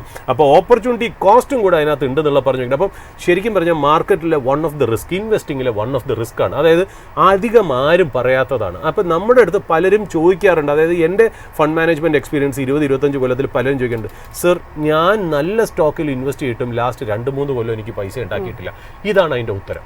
അതായത് നമ്മൾ ശരിക്കും പറഞ്ഞാൽ ഈ ഫണ്ടമെൻ്റൽ അനാലിസിസ് നടക്കുമ്പോൾ കമ്പനിയുടെ മാത്രം നടത്തരുത് എന്നുള്ള ആ കോമ്പറ്റീറ്റേഴ്സും അതിൻ്റെ ബിസിനസ് എൻവയറോൺമെൻറ്റും കൂടെ നമ്മൾ പഠിക്കണം. കാര്യം എല്ലാ ബിസിനസ്സിനും ഒരു സൈക്കിൾ ഉണ്ടെന്നുള്ളത്. ഞാൻ ഇപ്പോൾ അതിനകത്ത് രസകരമായിട്ടുള്ളൊരു കാര്യം പറയാം, ശ്രദ്ധിക്കണം. ഡിക്സൺ ടെക്നോളജി നമ്മൾ 2 ദിവസം മുന്നേ പറഞ്ഞു പ്രൊമോട്ടറായ സുനിൽ വച്ചാനി കുറച്ച് സ്റ്റേക്ക് സെല്ല് ചെയ്തു. അതായത് അദ്ദേഹത്തിന് 5.34% സ്റ്റേക്ക് ഉണ്ടായിരുന്നു. അതിൽ 2.77% സെല്ല് ചെയ്തു. 5.5% ഉണ്ടായിരുന്നതിൽ 2.7% സെല്ല് ചെയ്തു. അദ്ദേഹത്തിന് എത്ര കിട്ടി? 13,300 രൂപയ്ക്കാണ്, 13,300 രൂപ പെർ ഷെയറിനാണ് അങ്ങനെ അദ്ദേഹം വിറ്റത്. എത്ര രൂപ അദ്ദേഹത്തിന് കിട്ടിയെന്നറിയോ? 2,270 കോടിയാണ് ആ സെല്ലിങ്ങിൽ കൂടി സുനിൽ വച്ചാനിക്ക് കിട്ടിയത്. ടോട്ടൽ വച്ചാനി ഫാമിലിക്ക് ഡിക്സണിലുള്ള സ്റ്റേക്ക് 32.3 എങ്ങാണ്ടാണ്. ഈ സുനിൽ വച്ചാനി സെല്ല് ചെയ്തോടുകൂടി 29.5 ആയിട്ട് കുറഞ്ഞു. അപ്പോൾ പ്രൊമോട്ടർ ഇസ് ഹോൾഡിംഗ് 29.5%. അതിൽ സുനിൽ വച്ചാനി എന്ന് പറയുന്ന ആൾ 2.77% സെല്ല് ചെയ്തിട്ട് 2,200 crores കിട്ടിയെന്ന് വിചാരിക്കാം. നമ്മൾ ഡിക്സന്റെ 10 കൊല്ലത്തെ ഫിനാൻഷ്യൽസ് ഒന്ന് എടുക്കാം. ഈ ഡിക്സന്റെ 10 കൊല്ലത്തെ ഫിനാൻഷ്യൽസിൽ അവർ 2015 അവർ എത്ര രൂപ നെറ്റ് പ്രോഫിറ്റ് ഉണ്ടാക്കിയെന്നറിയോ? 13 കോടി രൂപ. 13 കോടി രൂപയാണ് അവർ നെറ്റ് പ്രോഫിറ്റ് ഉണ്ടാക്കിയത്. 2025 എത്തുമ്പോഴത്തേക്കും 13 കോടിയിൽ നിന്ന് എത്ര രൂപ നെറ്റ് പ്രോഫിറ്റ് ഉണ്ടാക്കിയെന്നറിയോ?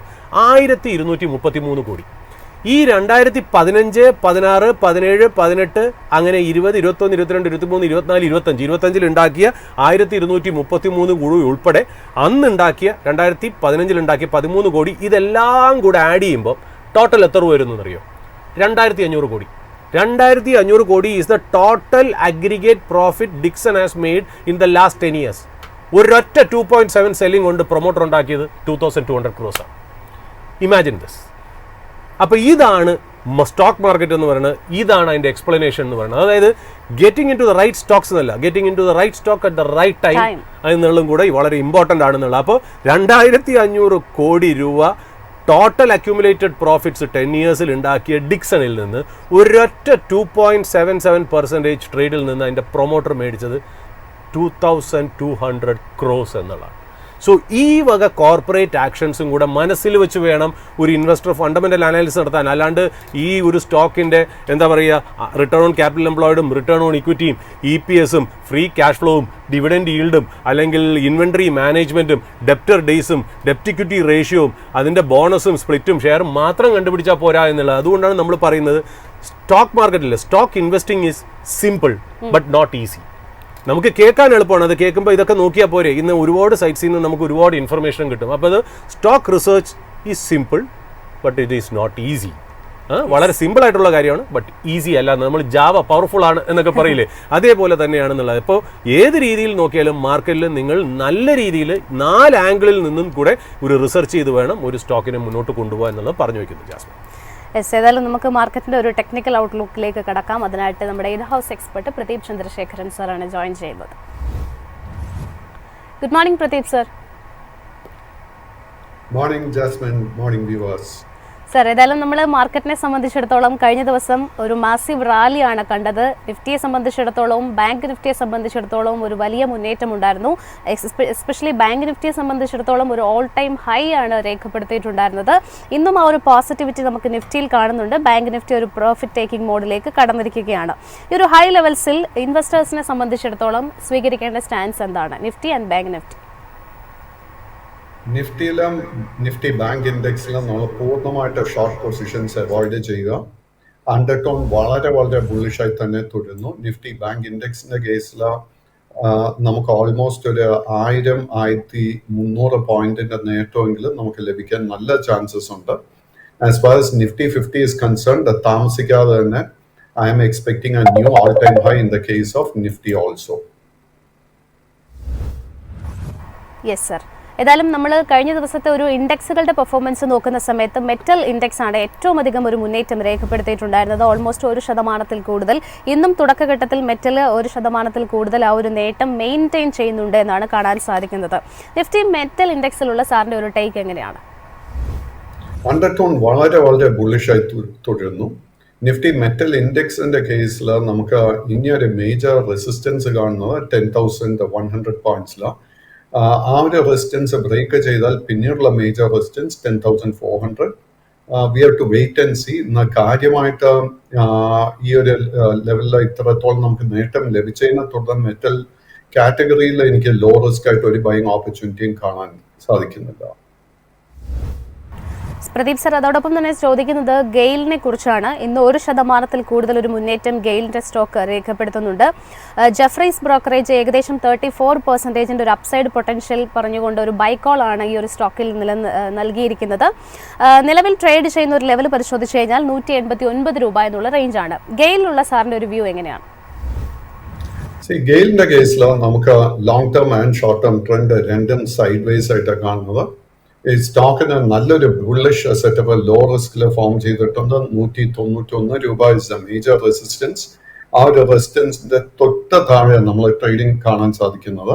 ആ റെസിസ്റ്റൻസിന് മുകളിൽ നിന്ന് ക്ലോസ് ചെയ്യാൻ സാധിച്ചാൽ നമുക്ക് long term and short term trend ബുള്ളിഷായി മാറുന്ന ഒരു സിറ്റുവേഷനിലോട്ട് മാറും. ആൻഡ് അതിന് ശേഷമുള്ള മേജർ റെസിസ്റ്റൻസ് 200 റെസിസ്റ്റൻസും ബ്രേക്ക് ചെയ്യാൻ സാധിച്ചാൽ ഈ സ്റ്റോക്കിൽ വലിയൊരു മുന്നേറ്റം പ്രതീക്ഷിക്കാം. സർ, അതോടൊപ്പം തന്നെ സജിലിറ്റി ഇന്ത്യയെ കുറിച്ചാണ് ചോദിക്കുന്നത്. നിലവിലൊരു ഫ്ലാറ്റ് ടു പോസിറ്റീവ് നോട്ടിൽ ഈ ഒരു സ്റ്റോക്ക് ട്രേഡ് ചെയ്യുന്നുണ്ട്. കഴിഞ്ഞൊരു 2024 ഡിസംബറിന് ശേഷം നമ്മൾ ഇങ്ങോട്ട് നോക്കുകയാണെന്നുണ്ടെങ്കിൽ കാര്യമായിട്ടുള്ള ഒരു മൂവ്മെന്റ് ഒന്നും നൽകിയിട്ടില്ലാത്ത ഒരു സ്റ്റോക്ക് കൂടിയാണ് സജിലിറ്റി ഇന്ത്യ എന്ന് പറയുന്നത്. ഈ ഒരു സ്മോൾ ക്യാപ് കമ്പനിയിലുള്ള സാറിന്റെ ഒരു വ്യൂ എങ്ങനെയാണ്? സജിലിറ്റിയുടെ കേസിൽ നമുക്ക് ബുള്ളിഷ് ട്രിഗർ ഒന്നും തന്നെ അറ്റ് ദ മൊമെന്റ് കാണാൻ സാധിക്കുന്നില്ല. ബട്ട് എനിക്ക് തോന്നുന്നത് ഈ സ്റ്റോക്കിന്റെ ബോട്ടം നമ്മൾ കണ്ടു കഴിഞ്ഞു എന്നാണ്. നമുക്കൊരു ട്രെൻഡ് റിവേഴ്സൽ കാണാൻ സാധിക്കണമെങ്കിൽ ആദ്യം തന്നെ 44 അതിനു ശേഷം 49 രൂപയുടെ റെസിസ്റ്റൻസ് ലെവൽസ് ഇത് ബ്രേക്ക് ചെയ്യണം. എങ്കിൽ മാത്രമേ നമുക്ക് ശക്തമായിട്ടൊരു അപ്വേർഡ് മൂവ്മെന്റ് ഈ സ്റ്റോക്കിൽ കാണാൻ സാധിക്കത്തുള്ളൂ. സർ, മറ്റൊരു സ്റ്റോക്ക് ഡെലിവറി ആണ്. ഇന്ന് ഡെലിവറിയുടെ സ്റ്റോക്കിൽ ഒരു ഫ്ലാറ്റ് ടു പോസിറ്റീവ് നോട്ടിലുള്ള ഒരു ട്രേഡിംഗ് ആണ് നമുക്ക് കാണാൻ സാധിക്കുന്നത്. കമ്പനിയെ സംബന്ധിച്ചിടത്തോളം ഒരു ബ്ലോക്ക് ഡീലിന്റെ ന്യൂസുകളാണ് വരുന്നത്. ഈ ഒരു ഓഹരിയിൽ അല്ലെങ്കിൽ ഈ ഒരു സ്റ്റോക്കിൽ നെക്സസ് ഓപ്പർച്യൂണിറ്റി ഫണ്ടും നെക്സസ് വെഞ്ചേഴ്സുമാണ് ഈ ഒരു കമ്പനിയെ സംബന്ധിച്ചിടത്തോളം അവരുടെ സ്റ്റേക്ക് ഓഫ്ലോഡ് ചെയ്തിരിക്കുന്നത് എന്നാണ് കാണാൻ സാധിക്കുന്നത്.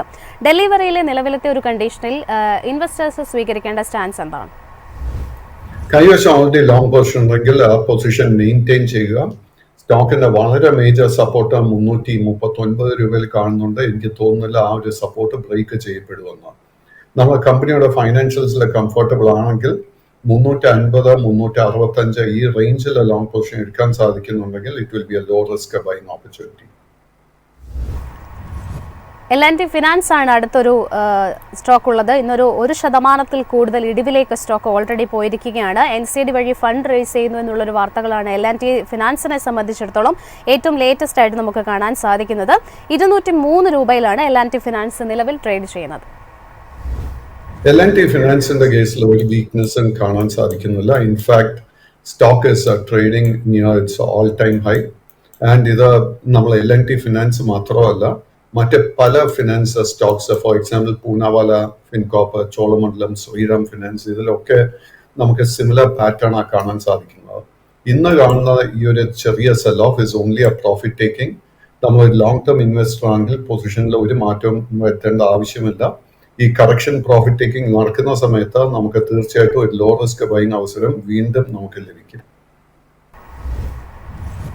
പ്രദീപ് സാർ, മറ്റൊരു സ്റ്റോക്ക് അദാനി എന്റർപ്രൈസസ് ആണ്. ഇന്നിപ്പോൾ 1% കൂടുതൽ, കൃത്യം 1.23% ഒരു മുന്നേറ്റം അദാനിയുടെ ഈ ഒരു ഫ്ലാഗ്ഷിപ്പ് കമ്പനി രേഖപ്പെടുത്തുന്നുണ്ട്. കഴിഞ്ഞ ദിവസങ്ങളിലൊക്കെ തന്നെ കമ്പനികളെ സംബന്ധിച്ചിടത്തോളം വളരെ പോസിറ്റീവായിട്ടുള്ള ഒരു ഔട്ട്ലുക്ക് ആയിരുന്നു മാനേജ്മെന്റ് നൽകിയിട്ടുണ്ടായിരുന്നത്. അദാനി എന്റർപ്രൈസസിലുള്ള സാറിന്റെ ഒരു ടേക്ക് എങ്ങനെയാണ്?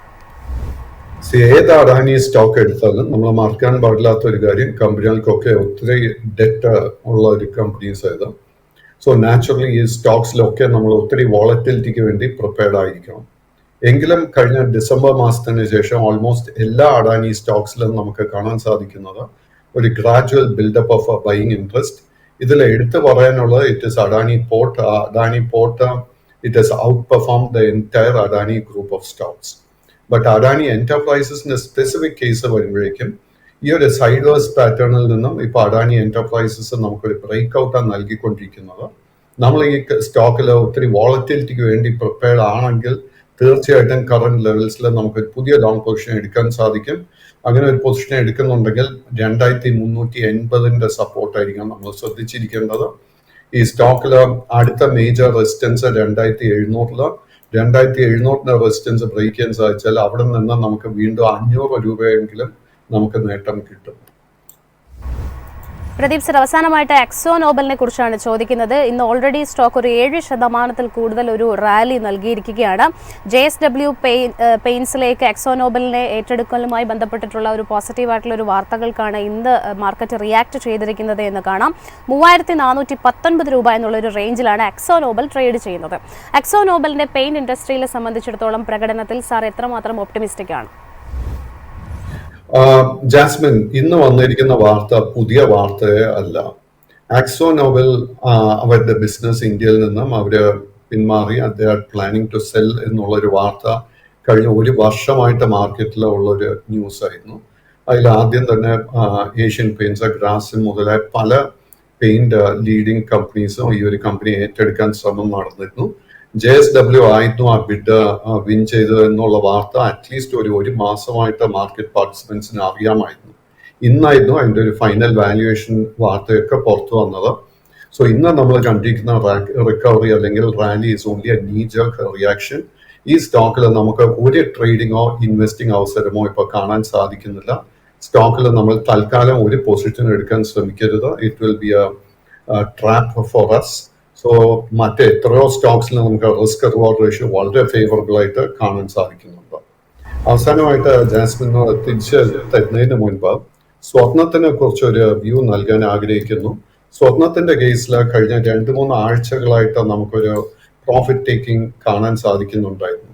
ആൻഡ് നമുക്കറിയാം ജനറലി ഒരു വളരെ ലോങ് ടേം പാറ്റേൺ പഠിക്കുകയാണെങ്കിൽ ഷെയർ മാർക്കറ്റും സ്വർണവും തമ്മിൽ ഒരു ഇൻവേഴ്സ് കോറിലേഷൻഷിപ്പ് നമുക്ക് എപ്പോഴും കാണാൻ സാധിക്കുന്നത്. സോ നമുക്ക് ഇപ്പോൾ വീണ്ടും സ്റ്റോക്ക് മാർക്കറ്റിൽ ഒരു റാലി വരുന്നതിനെ തുടർന്ന് നമുക്ക് സ്വർണത്തിന്റെ കേസിൽ അല്പം വീക്ക്നെസ് കാണാൻ സാധിക്കുന്നുണ്ട്. എസ്പെഷ്യലി നമ്മളൊരു ട്രേഡിംഗ് പൊസിഷൻ സ്വർണത്തിൽ എടുത്തിട്ടുണ്ടെങ്കിൽ നമ്മൾ വളരെ സ്ട്രിക്റ്റ് ആയിട്ട് 3290 സ്റ്റോപ്പ് മെയിൻറ്റെയിൻ ചെയ്യണം. ഈ ഒരു സപ്പോർട്ട് ബ്രേക്ക് ചെയ്യപ്പെട്ടാൽ ഷോർട്ട് ടേം ട്രെൻഡ് ബെയറിഷായി മാറും. Thank you so much Pradeep sir. Thank you Jasmine. Yes, ഏതായാലും മാർക്കറ്റിന്റെ ഒരു ടെക്നിക്കൽ ഔട്ട്ലുക്കും സ്റ്റോക്കുകളുടെ ഡീറ്റെയിൽസും ഒക്കെ തന്നെ അതാണ്. ഇനി ഏതായാലും നമുക്ക് സ്പോട്ട്ലൈറ്റ് സ്റ്റോക്കിലേക്ക് കിടക്കാം അല്ലേ സർ? ജാസ്മിൻ, സ്പോട്ട്ലൈറ്റ് സ്റ്റോക്ക് നമ്മൾ ഇന്ന് അവതരിപ്പിക്കാൻ വന്ന സ്പോട്ട്ലൈറ്റ് സ്റ്റോക്ക് എന്ന് പറഞ്ഞാൽ ഞാൻ കഴിയുന്നതും ശ്രമിക്കുന്നത് എന്താണെന്നറിയോ, ഒരു ന്യൂസിൻ്റെ പുറകിൽ നിന്നൊരു സ്റ്റോക്ക് ഐഡിയ എടുക്കാമെന്നാണ്. കാര്യം നമ്മളിപ്പോൾ ഇവിടെ ഒരു റെക്കമെൻഡേഷനോ ഒരു അഡ്വൈസോ അല്ലല്ലോ കൊടുക്കുന്നത്. നമ്മളെ സംബന്ധിച്ച് നമ്മുടെ പ്രേക്ഷകർക്ക് അല്ലെങ്കിൽ ട്രേഡർ ഇൻവെസ്റ്റർ കമ്മ്യൂണിറ്റിക്ക് പഠിപ്പിച്ചു കൊടുക്കുന്നത് നിങ്ങൾക്ക് സാധാരണ ന്യൂസിൽ അല്ലെങ്കിൽ നിങ്ങൾ കാണുന്ന കാര്യത്തിൽ നിന്ന് എങ്ങനെ നിങ്ങൾക്ക് ഒരു സ്റ്റോക്ക് ഐഡിയ ജനറേറ്റ് ചെയ്യണം. ഇപ്പോൾ മാർച്ച് 2025 വന്ന ഒരു ന്യൂസാണ്. അത് ആക്സിസ് ബാങ്കിന് വേണ്ടിയിട്ട് വന്ന ഒരു ന്യൂസാണ്. ആക്സിസ് ബാങ്ക് അല്ല സ്പോട്ട്ലൈറ്റിലെ സ്റ്റോക്ക് എന്ന് പറയുന്നത്. അപ്പോൾ ആക്സിസ് ബാങ്കിന് വന്നൊരു ന്യൂസ് എന്ന് വെച്ചാൽ ആക്സിസ് ബാങ്കിന് ഏതാണ്ട് 15,000-ഓളം ATMs ഉണ്ട്. ATMസും ക്യാഷ് റീസൈക്ലേഴ്സും അങ്ങനെയാണ് പറയുന്നത്. ATM ആൻഡ് ക്യാഷ് റീസൈക്ലർ എന്നാണ്. കാര്യം നമ്മൾ അതിനകത്ത് ക്യാഷ് ലോഡ് ചെയ്യുന്നുണ്ടല്ലോ, ബാങ്കുകൾ ക്യാഷ് ലോഡ് ചെയ്യുന്നുണ്ട്, നമ്മൾ ക്യാഷ് എടുക്കുന്നു. അപ്പോൾ ATM ആൻഡ് ക്യാഷ് റീസൈക്ലർ എന്നാണ് പറയുന്നത്. ഈ ATMിൻ്റെ മാനേജ്മെന്റ് ബാങ്ക് നേരിട്ട് ചെയ്യുന്നില്ല, പകരം ഒരു തേർഡ് പാർട്ടി കമ്പനിക്ക് ഔട്ട്സോഴ്സ് ചെയ്യാനാണ് ഇതിൻ്റെ ഒരു പതിവ്. അതുകൊണ്ട് തന്നെ ഈ ATMകളെ പറയുന്ന ബ്രൗൺ ലേബൽ ATM എന്നാണ്. ബ്രൗൺ ലേബൽ ATM എന്ന് തേർഡ് പാർട്ടി മാനേജ് ചെയ്യുന്നു. ഈ തേർഡ് പാർട്ടി വന്നിട്ട് എന്ത് ചെയ്യുന്നു, അവരാണ് ശരിക്കും പറഞ്ഞാൽ ബാങ്കിൽ നിന്ന് ക്യാഷ് നിങ്ങൾ കണ്ടു കാണും. ഞാനിത് പറയാൻ കാര്യം വെച്ചാൽ ഞാൻ മിക്ക ദിവസവും ഓഫീസിലേക്ക് വരുന്ന വഴി രാവിലെ ഏതാണ്ട് 7:30 കഴിഞ്ഞ് ഞാൻ വീട്ടിൽ നിന്ന് ഇറങ്ങി നമ്മൾ ഏതാണ്ട് 7:45 ഓഫീസിൽ എത്തുന്നവരാണ്. വരുന്ന വഴിക്ക് ഈ വണ്ടി പലപ്പോഴായിട്ട് കണ്ടിട്ടുണ്ട് പല ATMിൻ്റെ മുന്നിൽ നിന്നാണ്. അതായത് ഈ വണ്ടികൾ നമ്മൾ കാണാം ഒരു ഏതാണ്ട് ഒരു കേജ് പോലെയൊക്കെ കെട്ടി ക്യാഷ് കൊണ്ടുവരുന്നു. ഹൈലി സെക്യൂർഡ് ആയിട്ടുള്ള ആർമേഡ് വെഹിക്കിളാണ്. അതായത് അതിൻ്റെ കൂടെയുള്ള ആൾക്കാരും ട്രാൻസ്പോർട്ട് ചെയ്യുന്ന ആൾക്കാരെ തോക്കൊക്കെ ഉണ്ടാവാറുണ്ട്. അതായത് ഇവരാണ് അവരാണ് ശരിക്കും പറഞ്ഞാൽ ഈ ക്യാഷ് ATM-ൽ ലോഡ് ചെയ്യുന്നതെന്ന് പറയും. അപ്പോൾ ശരിക്കും പറഞ്ഞാൽ ഈ തേർഡ് പാർട്ടി സർവീസ് പ്രൊവൈഡറാണ് ഈ ശരിക്കും ATM-ന്റെ ലൈഫ് സൈക്കിൾ കംപ്ലീറ്റ് അവരാണ് മാനേജ് ചെയ്യണം. അതായത് അതിൻ്റെ ഹാർഡ്വെയർ, അതിനകത്ത് സോഫ്റ്റ്വെയർ ലോഡ് ചെയ്യുന്നു, അത് ലീസ് ചെയ്യുന്നു. അതായത് ഏതെങ്കിലും ഒരു സ്ഥലത്ത് നിന്നിട്ട് വാടകയ്ക്ക് എടുത്തിട്ടാണല്ലോ ഈ ATM ഇൻസ്റ്റാൾ ചെയ്യുന്നത്. ആ ലീസിങ് കോൺട്രാക്ട് എഗ്രിമെൻറ്റ്, പിന്നെ അതിൻ്റെ മെയിൻ്റനൻസ്, പിന്നെ അതിൻ്റെ ക്യാഷ് മാനേജ്മെൻറ്റ്, ട്രാൻസ്പോർട്ടേഷൻ, അതിനൊരു നെറ്റ്വർക്ക് കണക്ടിവിറ്റി, തീർച്ചയായിട്ടും അതിനൊരു ഇൻ്റർനെറ്റ് കണക്ടിവിറ്റി വേണമല്ലോ, നെറ്റ്വർക്ക് കണക്ടിവിറ്റി, അതിൻ്റെ വാൻ, ഗൺ, ഇതെല്ലാം ചേർത്ത് വരുന്നതാണ് ഈ തേർഡ് പാർട്ടി ഔട്ട്സോഴ്സിംഗ് എന്ന് പറയുന്നത്. അപ്പോൾ ശരിക്കും പറഞ്ഞാൽ ഈ ആക്സിസ് ബാങ്കിൻ്റെ 15,000-ഓളം ATM-ൽ 3,500 തൊട്ട് 4,000 വരെ അവർ ഒരു തേർഡ് പാർട്ടി തേർഡ് പാർട്ടി കമ്പനിക്ക് കൊടുത്തിട്ടുണ്ട്. അതിൻ്റെ പേരാണ് AGS transact technologies. AGS transact technologies എന്ന് പറഞ്ഞാൽ ഇതേപോലെ third party service provider of ATMs ആണ്. ശരിക്കും പറഞ്ഞാൽ ഈ ക്യാഷ് മാനേജ്മെൻറ്റ് അല്ലേ, ഈ ക്യാഷ് മാനേജ്മെൻറ്റ് കമ്പനി എന്ന് വേണമെങ്കിൽ നമുക്ക് പറയാം. ഏതാണ്ട് അവർ ഒരു കാലത്ത് 75,000 ATMs അവർ മാനേജ് ചെയ്തിരുന്നു എന്നുള്ളതാണ്. അവരെ FY24 റവന്യൂ തന്നെ, അതായത് കഴിഞ്ഞ കൊല്ലം FY24 റവന്യൂ ഏതാണ്ട് 1,470 കോടിയുടെ റവന്യൂ ഉണ്ടായിരുന്ന ഒരു കമ്പനി എന്നാണ്. ബട്ട് വളരെ ഓഫ് ലേറ്റ് ആയിട്ട്, വളരെ അടുത്ത കാലത്തായിട്ട്, ഒരു 6-8 മാസമായിട്ട് ഈ AGS ട്രാൻസാക്ട് ടെക്നോളജീസിന് ഒരുപാട് പ്രശ്നങ്ങൾ ഉണ്ടായിട്ടുണ്ടെന്നുള്ളത്.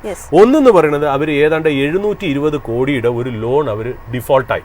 രണ്ടാമത് എംപ്ലോയീസിന് കൊടുക്കാനുള്ള സാലറിക്കൊക്കെ ഒരുപാട് പ്രശ്നങ്ങളായി. അതായത് അവരുടെ ഫിനാൻഷ്യൽസ് ഭയങ്കരമായിട്ട് ഡിറ്റീരിയറേറ്റ് ചെയ്തു. അത് കാരണം തന്നെ ഒരുപാട് നമ്മളിപ്പോൾ ക്രിസിൽ അല്ലെങ്കിൽ പല ക്രെഡിറ്റ് റേറ്റിംഗ് ഏജൻസീസും ഇവരുടെ ക്രെഡിറ്റ് റേറ്റിംഗ് ഒക്കെ ഭയങ്കരമായിട്ട് കുറച്ചു. അതായത് ഹൈ റിസ്ക് ഓഫ് ഡിഫോൾട്ട് ഉണ്ട് ഈ AGS ട്രാൻസാക്ട് എന്നുള്ളതാണ്. അപ്പോൾ AGS ട്രാൻസാക്ടിന്റെ മാർക്കറ്റ് ഷെയർ ഒരുപാട് പോയി. ഒരു കാലത്ത് 72,000-75,000 ATMs മാനേജ് ചെയ്യുന്ന സ്ഥലത്ത് നിന്ന് ഏതാണ്ട് 50% മാർക്കറ്റ് ഷെയർ പോയിട്ട് ഇപ്പോൾ ഏതാണ്ട് 32,000 ATMസും ക്യാഷ് റീസൈക്ലർ മെഷീൻസുമാണ് അവർ കൺട്രോൾ ചെയ്യണമെന്നുള്ള. ഈ ആക്സിസ് ബാങ്കിന് ഈ AGS ട്രാൻസാക്ടിനെ ഇനി അധികമായിട്ട് ഡിപ്പെൻഡ് ചെയ്യാൻ പറ്റില്ല. കാര്യം വെച്ചാൽ ക്യാഷ് മാനേജ്മെന്റ് എന്ന് പറഞ്ഞാൽ വളരെ ഇമ്പോർട്ടൻ്റ് ആയിട്ടുള്ള ഒരു ഫംഗ്ഷനാണ് ബാങ്കിനെ സംബന്ധിച്ചിടത്തോളം. അത് ഇത്രയും ഇങ്ങനത്തെ ഒരു കമ്പനിയിൽ റിസ്ക് എടുക്കാൻ പറ്റാത്തതുകൊണ്ട് തന്നെ അവരൊരു പുതിയ ഒരു സർവീസ് പ്രൊവൈഡറിനെ അവർ അന്വേഷിക്കുന്നു എന്നുള്ളതാണ്. അവിടെയാണ് നമ്മുടെ ലിസ്റ്റഡ് കമ്പനിയായ CMS Infotech എന്ന് പറയുന്ന കമ്പനി വരുന്നത്. അപ്പോൾ ഈ ഒരു ന്യൂസ് ആർട്ടിക്കിളിന്റെ പുറകിൽ നിന്നാണ് ഈ ഒരു കമ്പനിയുടെ ഉത്ഭവം, അല്ലെങ്കിൽ നമ്മൾ പ്രേക്ഷകരെ അറിയിക്കുന്നുള്ളൂ മാത്രം. ഏതാണ്ട് 492 രൂപ മാർക്കറ്റ് പ്രൈസ് ഉള്ള ഒരു കമ്പനിയാണ്. അതിൻ്റെ മാർക്കറ്റ് ക്യാപ്പ് എന്ന് പറയുന്നത് 8,000 കോടി മാർക്കറ്റ് ക്യാപ്പാണ്. ഫേസ് വാല്യൂ 10 രൂപയാണ് CMS Infotech. അപ്പോൾ CMS Infotech എന്ന് പറഞ്ഞാൽ സോഫ്റ്റ്വെയർ ബേസ് ചെയ്തിട്ടുള്ള അവരൊരു ATM-ന്റെ ലൈഫ് സൈക്കിൾ മാനേജ് ചെയ്യുന്ന തേർഡ് പാർട്ടി ഔട്ട്സോഴ്സ്ഡ് കമ്പനിയാണെന്നുള്ളത് നമ്മൾ മനസ്സിലാക്കണം എന്നുള്ളതാണ്. അവർ ഏതാണ്ട് 72,000-73,000 ATM ഇന്ത്യ എമ്പാടും അവർ മാനേജ് ചെയ്യുന്നു എന്നുള്ളതാണ്. അതായത് ടോട്ടൽ 2,15,000 ATM ഇന്ത്യയിലുള്ളതിൽ അതിൻ്റെ ഏതാണ്ട് 30% മാനേജ് ചെയ്യുന്നത് ഈ പറയുന്ന പോലെ CMS Infotech എന്നാണ്. ലാർജസ്റ്റ് ATM ഔട്ട്സോഴ്സിംഗ് കമ്പനിയാണ് അവരെന്ന് പറയുന്നത്. അവരാണ് ശരിക്കും പറഞ്ഞാൽ ഈ ഇതിൻ്റെ സെക്യൂരിറ്റിയും ഇതിൻ്റെ മെയിൻ്റനൻസ് നമ്മൾ എന്തൊക്കെ AGS ട്രാൻസാക്ടിന് പറഞ്ഞു അത് കൂടാതെ ഒരുപാട് അഡീഷണൽ സർവീസസും ഈ CMS Infotech ചെയ്യുന്നു എന്ന് പറയുന്നു. പിന്നെ കൂടാതെ ഇവരുടെ പുതിയ ഒരു ഡിവിഷൻ എന്ന് പറഞ്ഞാൽ ഇവർ AI ക്യാമറ അല്ലെങ്കിൽ സെൻസറൊക്കെ ഉപയോഗിച്ച് ATM-ലെ ഫ്രോഡൊക്കെ ഇവർ ഡിറ്റക്ട് ചെയ്യണമെന്നുള്ളതാണ്. അപ്പോൾ എന്തെങ്കിലും ടാമ്പറിങ്ങോ മാൽ ഫംഗ്ഷൻസോ ആരെങ്കിലും ഒക്കെ ഇപ്പം നമുക്കറിയാലോ പല മോഷണ കേസുകളും അല്ലെങ്കിൽ വയസ്സായവരുടെ നിന്ന് ATM എടുക്കാൻ ഹെൽപ്പ് ചെയ്ത് തരാമെന്നൊക്കെ പറഞ്ഞിട്ട് അവരുടെ പിൻ മേടിച്ചിട്ടൊക്കെ ഒരുപാട് കള്ളത്തരം കേടുന്ന ഒരുപാട് ഇൻസിഡൻറ്റ് നമ്മൾ ഡെയിലി കേൾക്കുന്നുണ്ടല്ലോ. അപ്പോൾ അതൊക്കെ കണ്ടുപിടിക്കാനായിട്ടും ആൾക്കാരെ റെക്കഗ്നൈസ് ചെയ്യാനായിട്ടും AI ക്യാമറയൊക്കെ വെച്ച് CMS Infotech അവരുടെ സർവീസസിനെ കുറച്ചുകൂടെ ക്വാളിറ്റി ഇൻക്രീസ് ചെയ്ത് വാല്യൂ എഡീഷൻ കൊണ്ടുവന്നു എന്നുള്ളതാണ്. ഇവരുടെ കൂടുതലും അതായത് ഇതിനെ ഈ ക്യാഷിനെ കൊണ്ടുനടക്കുന്നതിനൊക്കെ പറയുന്നത് ക്യാഷ് ലോജിസ്റ്റിക്സ് ആണ്. ഇവരുടെ ടോട്ടൽ റവന്യൂ നോക്കുകയാണെങ്കിൽ ക്യാഷ് ലോജിസ്റ്റിക്സ് ആണ് 60% ഓഫ് ഇവരുടെ റവന്യൂ കോൺട്രിബ്യൂട്ട് ചെയ്യുന്നത്. ബാക്കി 40% ആണ് മാനേജ് സൊല്യൂഷൻസും ടെക് സൊല്യൂഷൻസും ഇവർക്ക് കോൺട്രിബ്യൂട്ട് ചെയ്യുന്നത്. അപ്പോൾ ക്യാഷ് ലോജിസ്റ്റിക്സ് ആണ് ഇവരൊരു ഗ്രോത്ത് ഓപ്പർച്യൂണിറ്റി എന്ന് പറഞ്ഞാൽ. അതായത് ഒന്നാമത്തെ കാര്യം എന്ന് വെച്ചാൽ ഈ AGS ട്രാൻസാക്ട് ഈ സിസ്റ്റത്തിൽ നിന്ന് പുറത്തു പോകുന്നതോടുകൂടി വലിയൊരു കോമ്പറ്റീറ്റർ ഇതിന് വെളിയിലായിരിക്കുന്നു എന്നുള്ളത് CMS Infotechന് അഡ്വാൻറ്റേജസ് ആയിട്ട് പറയുന്നു. രണ്ടാമത്തെ കാര്യം ഒരുപാട് ATMs ഇന്ത്യയിൽ 1.5-2 ലക്ഷം ATMs ഇനി ഓവറോൾ ചെയ്ത് റീവർക്ക് ചെയ്ത് പുതിയ അപ്ഡേറ്റഡ് വേർഷൻ ഇറക്കണം എന്നുള്ളത് കൂടി ഈ CMS Infotechന് വളരെ ഇമ്പോർട്ടൻറ്റ് ഓപ്പർച്യൂണിറ്റി ആയിട്ട് പറയുന്നു.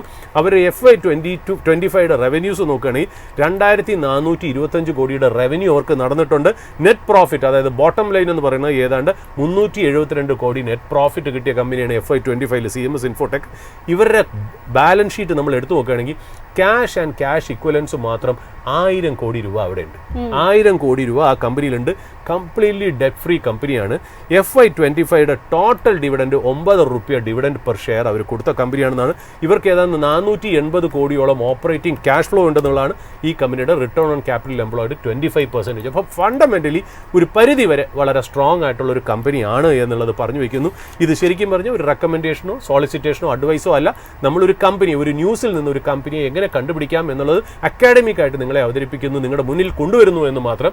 നിങ്ങൾ ഫർദർ ആയിട്ടുള്ള സ്റ്റോക്കും മറ്റുള്ള കാര്യങ്ങളൊക്കെ ഒരു രജിസ്റ്റേർഡ് ഇൻവെസ്റ്റ്മെന്റ് അഡ്വൈസറോ രജിസ്റ്റേർഡ് റിസർച്ച് അനലിസ്റ്റിനോ കണ്ട് മാത്രം നിങ്ങൾ എടുക്കുക. എനിക്കോ ജാസ്മിനോ CMS ഇൻഫോടെക്കിൽ ഡയറക്ട്ലി ഓർ ഇൻഡയറക്ട്ലി അല്ല റിലേറ്റീവ്സോ ഫ്രണ്ട്സിനോ അത് ഹോൾഡ് ചെയ്യുന്നില്ല എന്നുള്ളൊരു ഡിസ്ക്ലോഷറും കൂടെ നമ്മൾ തരുന്നു ജാസ്മിൻ. യെസ്, ഏതായാലും CMS ഇൻഫോടെക്കിലേക്ക് സാർ എത്തിയത് എനിക്ക് ഇഷ്ടപ്പെട്ടു. കാരണം നമ്മൾ ആദ്യം വിചാരിച്ചത് AGS ട്രാൻസാക്ട് ടെക്നോളജീസ് എന്ന് പറയുന്ന കമ്പനിയാണ് അവതരിപ്പിക്കുന്നത്, ആക്സിസ് ബാങ്കോ എന്നുള്ള ഒരു രീതിയിലേക്കായിരുന്നു പോയത്. ഞാൻ ഇവിടെ ന്യൂസ് എടുത്ത് വെച്ച് നോക്കുമ്പോൾ ധാരാളം ഫിനാൻഷ്യൽ ചാലഞ്ചസ് ഫേസ് ചെയ്തിട്ടുള്ള ഒരു കമ്പനി കൂടിയായിരുന്നു ഈ AGS ട്രാൻസാക്ട് ടെക്നോളജീസ് എന്ന് പറയുന്നത്. ആ കമ്പനിയെ നമ്മുടെ പ്രേക്ഷകർക്ക് മുൻപിലേക്ക് അവതരിപ്പിച്ചിട്ട് എങ്ങനെയാണ് ഇന്നത്തെ ഒരു സ്പോട്ട്ലൈറ്റ് സ്റ്റോക്ക് സാർ എത്തിക്കുക എന്നുള്ളതായിരുന്നു ഞാൻ നോക്കിയിട്ടുണ്ടായിരുന്നത്. ഏതായാലും CMS ഇൻഫോ സിസ്റ്റത്തിനെ സംബന്ധിച്ചിടത്തോളം ഇന്നൊരു 0.5% നേട്ടം രേഖപ്പെടുത്തുന്നുണ്ട്. 495 രൂപ എന്നുള്ളൊരു നിലവാരത്തിലേക്കാണ് സ്റ്റോക്ക് ട്രേഡ് ചെയ്യുന്നത്. ഒരു പോസിറ്റീവ് നോട്ടിൽ ഇന്ന് ഈ ഒരു സ്പോട്ട്ലൈറ്റ് സ്റ്റോക്ക് ട്രേഡ് ചെയ്യുന്നു. സർ, ഏതായാലും നമ്മളിനി വൈൻഡപ്പ് ചെയ്യാൻ കുറച്ച് സമയം മാത്രം ബാക്കിയേ ഉള്ളൂ. അപ്പോൾ അതിലേക്ക് പോവുകയാണെന്നുണ്ടെങ്കിൽ കഴിഞ്ഞ കുറേ ദിവസങ്ങളായിട്ട് നമ്മൾ ഈ ഇന്ത്യയെ സംബന്ധിച്ചിടത്തോളം ചൈനയെ സംബന്ധിച്ചിടത്തോളം റെയർ എർത്ത് മാഗ്നറ്റിൻ്റെ കാര്യം നമ്മൾ വളരെയധികം ഡിസ്കസ് ചെയ്യാറുണ്ട്. പക്ഷേ ഇപ്പോൾ ഏറ്റവും ഇമ്പോർട്ടൻ്റ് ആയിട്ട് നമ്മൾ പരിശോധിക്കുകയാണെന്നുണ്ടെങ്കിൽ ഇന്ത്യയുടെ കെമിക്കൽ സപ്ലൈസിൻ്റെ 80% ചൈനയിൽ നിന്നാണ് വരുന്നത്. എസ്പെഷ്യലി ഈ ഒരു ഇന്ത്യയിലേക്കുള്ള സ്പെഷ്യാലിറ്റി കെമിക്കലുകളുടെ കയറ്റുമതി കഴിഞ്ഞ 2 വർഷമായിട്ട് ചൈന നിർത്തിവെച്ചിരിക്കുകയാണ് എന്നുള്ള ഒരു ഇമ്പോർട്ടൻറ്റ് പോയിന്റ് കൂടി അവിടെ നിലനിൽക്കുന്നുണ്ട്. നമ്മൾ നിരന്തരമായിട്ട് ഈ റെയർ എർത്ത് മാഗ്നറ്റിൻ്റെ കാര്യങ്ങൾ ചർച്ച ചെയ്യുമ്പോൾ പോലും അതിനപ്പുറത്തേക്ക് ഇന്ത്യക്ക് മേലിപ്പോൾ അഗ്രികൾച്ചർ ബാരിയർ ചൈന സൃഷ്ടിക്കുകയാണോ എന്നുള്ള ഏറ്റവും വലിയ ഒരു പ്രത്യാഘാതങ്ങൾ സൃഷ്ടിക്കാനുള്ള ഒരു റെസ്ട്രിക്ഷനായിട്ട് കൂടി ഈ ഒരു കെമിക്കൽ റെസ്ട്രിക്ഷൻ വരുന്നുണ്ട്. ജാസ്മിൻ, സ്പെഷ്യാലിറ്റി കെമിക്കൽ ഫെർട്ടിലൈസേഴ്സ്, ഈ സ്പെഷ്യാലിറ്റി കെമിക്കൽ ഫെർട്ടിലൈസേഴ്സ് എന്ന് പറയുന്നത് നമ്മൾ യൂഷ്വലി നമ്മുടെ ഫ്രൂട്ട്സിൻ്റെയും വെജിറ്റബിൾസിൻ്റെയും നമ്മുടെ ഫ്രൂട്ട് ആൻഡ് വെജിറ്റബിൾ ഫാമിങ്ങിൻ്റെ ഈൽഡ് അല്ലെങ്കിൽ ആ പ്രൊഡ്യൂസ് ഇൻക്രീസ് ചെയ്യിക്കാൻ വേണ്ടി ഉപയോഗിക്കുന്നതാണ് ഈ സ്പെഷ്യാലിറ്റി ഫെർട്ടിലൈസേഴ്സ് അല്ലെങ്കിൽ സ്പെഷ്യാലിറ്റി കെമിക്കൽ ഫെർട്ടിലൈസേഴ്സ് എന്ന് പറയുന്നത്. നമ്മളെന്ന് പറയുന്നത് നമ്മുടെ റിക്വയർമെന്റിന്റെ 80% ചൈനയിൽ നിന്നാണ് വരുന്നത്. ചൈനയാണ് ഇതിന്റെ ഗ്ലോബൽ സപ്ലയർ എന്നുള്ള. ശരി തന്നെയാണ് ജാസ്മിൻ പറഞ്ഞ പോലെ ഏതാണ്ട് 4 കൊല്ലമായി ചൈന പുറത്തോട്ടുള്ള സപ്ലൈ, അതായത് ഇന്ത്യക്ക് മാത്രമല്ല പല രാജ്യങ്ങളിലേക്കുള്ള സപ്ലൈ വെട്ടിക്കുറച്ചുകൊണ്ട് വരികയാണ് എന്നുള്ളതാണ് അതിനകത്ത് ഇമ്പോർട്ടൻറ്റ്. ഇപ്പോൾ അടുത്ത കാലത്ത് വന്ന കാര്യം വെച്ചാൽ മറ്റുള്ള രാജ്യങ്ങളുടെ തന്നെ എന്തെങ്കിലും റിക്വയർമെന്റ് ഉണ്ടെങ്കിൽ ചൈന അത് ഒരുപാട് ഇൻസ്പെക്ഷനൊക്കെ നടത്തിയതിന് ശേഷം മാത്രമേ അവർ ഈ സ്പെഷ്യാലിറ്റി കെമിക്കൽ ഫെർട്ടിലൈസേഴ്സ് കൊടുക്കുന്നുള്ളൂ എന്നുള്ളത്. പക്ഷേ ഇന്ത്യയെ സംബന്ധിച്ച് അവർ ഫുൾ ഹോൾട്ട് ചെയ്തിരിക്കുകയാണെന്നുള്ളത്. അതായത് അടുത്ത കാലത്ത് 1, 2, 3 മാസമായി എസ്പെഷ്യലി ഈ ട്രംപിൻ്റെ ടാരിഫ് ചൈനയിലേക്ക് വെച്ചിട്ട് ചൈന അതിൻ്റെ കലി തീർത്തൊക്കെ മറ്റുള്ള രാജ്യങ്ങളിലേക്കാണെന്നാണ് നമുക്കറിയാമല്ലോ. റെയർ എർത്ത് മാഗ്നറ്റ്, ഈ റെയർ എർത്ത് മാഗ്നറ്റ് ശരിക്കും പറഞ്ഞാൽ റെയർ എർത്ത് ഓക്സൈഡ്സിൽ നിന്നാണ് മാഗ്നറ്റ്സ് ഉണ്ടാക്കുന്നത് എന്നുള്ളത് നമുക്കറിയാം. റെയർ എർത്ത് മാഗ്നറ്റ് കിട്ടാതെ നമുക്ക് ശരിക്കും പറഞ്ഞാൽ ഇലക്ട്രിക് വെഹിക്കിൾ സെഗ്മെൻറ്റ് മുന്നോട്ട് പോകാമെന്ന് പറഞ്ഞാൽ വളരെ ബുദ്ധിമുട്ടുള്ള കാര്യമാണ്. കാര്യം അതിൻ്റെ മോട്ടറും മറ്റുള്ള കാര്യങ്ങളിലും ഡിസ്കിലും ഒക്കെ ഇത് ഉപയോഗിക്കുന്നു എന്നുള്ളത് നമ്മൾ പറഞ്ഞു വെക്കുന്നു എന്നുള്ള. ഇതാണ് ശരിക്കും പറഞ്ഞാൽ നമ്മളിപ്പോൾ ഒരുപാട് വാർ ഡിസ്കസ് ചെയ്തല്ലോ, അതായത് Israel Hamas, Israel Iran, India conflict. ഇതൊക്കെ ശരിക്കും പറഞ്ഞാൽ എവിടെയെങ്കിലുമൊക്കെ വെച്ച് ഒരു റെസൊല്യൂഷൻ എത്തും. ബട്ട് ഇതാണ് ശരിക്കും പറഞ്ഞാൽ ഈ റോ മെറ്റീരിയലിൻ്റെ സപ്ലൈയെ കൺട്രോൾ ചെയ്യുന്നത് പറയുന്നത് ശരിക്കും പറഞ്ഞാൽ ഒരു ഹിഡൻ ആയിട്ടുള്ളൊരു യുദ്ധം എന്ന് പറഞ്ഞു വെക്കുന്നത്. കാര്യം ദിസ് ഈസ് ദ റിയൽ വാർ എന്നുള്ളത്. ഇവിടെയാണ് ചൈന. ഇത് തന്നെയാണ് ട്രംപ് പറഞ്ഞതും ഇത് തന്നെയാണ്. അതായത് ചൈന ഉണ്ടല്ലോ, ഈ ചൈനയുടെ പ്രത്യേകത വെച്ചാൽ ക്രിട്ടിക്കലായിട്ടുള്ള ഇൻഡസ്ട്രി. ക്രിട്ടിക്കലായെന്ന് പറഞ്ഞാൽ ലോകത്തിൽ എല്ലായിടത്തും റോ മെറ്റീരിയൽ ക്രിട്ടിക്കലാണല്ലോ. ഒരു റോ മെറ്റീരിയൽ ഇല്ലാതെ നമുക്കൊരു പ്രോഡക്റ്റ് ഉണ്ടാക്കാൻ പറ്റില്ല. വളരെ ക്രിട്ടിക്കലായിട്ടുള്ള ഇൻഡസ്ട്രി, പ്രത്യേകിച്ച് ന്യൂ ജനറേഷൻ ഇൻഡസ്ട്രി. ഇപ്പോൾ ഇന്ത്യയെ സംബന്ധിച്ച് നോക്കൂ, ചൈന എന്തൊക്കെയാണ്, അതായത് റെയർ എർത്ത് മാഗ്നറ്റ്സും ഈ സ്പെഷ്യാലിറ്റി ഫെർട്ടിലൈസേഴ്സും ആണ് സ്റ്റോപ്പ് ചെയ്തത്. ഈ രണ്ടിനെ നോക്കൂ. സ്പെഷ്യാലിറ്റി ഫെർട്ടിലൈസേഴ്സ് നമ്മുടെ ഫാമിംഗ് കമ്മ്യൂണിറ്റി എഫക്ട് ചെയ്യുന്ന ഒരു സാധനം. Okay, the basic livelihood of around 60 to 70% of the population. ഒന്ന്. രണ്ടാമത്, റെയർ എർത്ത് മാഗ്നറ്റ്സ് എവിടെയാണ്? നമ്മുടെ ഗ്രോത്ത് സ്റ്റോറീസ് ആയ electric vehicles, defence equipments, semi conductors, chip, solar panel, അതായത് എന്തൊക്കെയാണ് നമ്മൾ ഫ്യൂച്ചർ ഗ്രോത്ത് എന്ന് പറയുന്നത് അതിൻ്റെ റോ മെറ്റീരിയലാണ് റെയർ എർത്ത് മാഗ്നറ്റ്സ് എന്ന് പറയുന്നത്. അപ്പോൾ ഇതിൻ്റെയൊക്കെ സപ്ലൈ കൺട്രോൾ ചെയ്യുന്നതോട് കൂടി തന്നെ ശരിക്കും പറഞ്ഞാൽ ഒരു അൺഡിക്ലെയർഡ് വാറാണ് ചൈന ഇത് ചെയ്യുന്നതിനുള്ള കാര്യം വളരെ ഇമ്പോർട്ടൻറ്റ്. കാര്യം ഇവരെങ്ങനെയാണ്, നമ്മളിത് പറയുകയും ചെയ്തു, ഷാങ്കായി ഇൻഡെക്സിൽ നമ്മൾ നോക്കുകയാണെങ്കിൽ ഈ ഓക്സൈഡ്സിൻ്റെയും മാഗ്നറ്റ്സിൻ്റെയും വിലയും തമ്മിൽ 5% ഡിഫറൻസേ ഉള്ളൂ. അതായത് വലിയ കോസ്റ്റ് ഇല്ലാതെയാണ് ഇത് ചെയ്യണമെന്നുള്ളത്. ചൈനയെ ഓവർടേക്ക് ചെയ്യുക എന്നല്ല, ചൈനയെ കോമ്പീറ്റ് ചെയ്യുകയും കൂടെ വേണം നമുക്ക് അതിനകത്ത്. ചൈന ഓരോ ഇൻഡസ്ട്രിയെയും അവർ ചെയ്യുന്നതെന്നറിയോ, ഇൻസെൻറ്റിവൈസ് ചെയ്യും. അതായത് ലേബർ ലോസ് ഒന്നും അവിടെയൊന്നും ഇല്ല. ചെറിയ ശമ്പളം കൊടുത്ത് ടാക്സ് ഒക്കെ കട്ട് ചെയ്ത് ഈ ഇമ്പോർട്ടൻ്റ് ആയിട്ടുള്ള ക്രിട്ടിക്കൽ റോ മെറ്റീരിയൽ ഇൻഡസ്ട്രി വളരെ കോസ്റ്റ് കുറഞ്ഞ് ഉണ്ടാക്കി കഴിഞ്ഞാൽ പിന്നെ ലോകത്ത് ഒരു കൺട്രിക്ക് അവരായിട്ട് കോമ്പീറ്റ് ചെയ്യാൻ പറ്റില്ല എന്ന്. എന്നിട്ട് ഗ്ലോബലിലെ കംപ്ലീറ്റ് പ്രൊഡക്ഷനും അവർ കൺട്രോൾ ചെയ്യും, അതിൻ്റെ സപ്ലൈ ചെയിനും അവർ കൺട്രോൾ ചെയ്യും. അത് ഉപയോഗിച്ചാണ് അവരുടെ ഈ പറഞ്ഞ പോലെ എക്സ്റ്റേണൽ അഫയേഴ്സ് മിനിസ്ട്രി എന്നെ വർക്ക് ചെയ്യണു എന്നുള്ളതാണ്. അപ്പോൾ ഇതാണ് ശരിക്കും റിയൽ ത്രെട്ട്. അപ്പോൾ ഇന്ത്യയുടെ കാര്യം പറയണമെങ്കിലോ, നമ്മളും ചൈനയും തമ്മിൽ 1987 ഏതാണ്ട് ഒരേ നോമിനൽ GDP ആയിരുന്നു.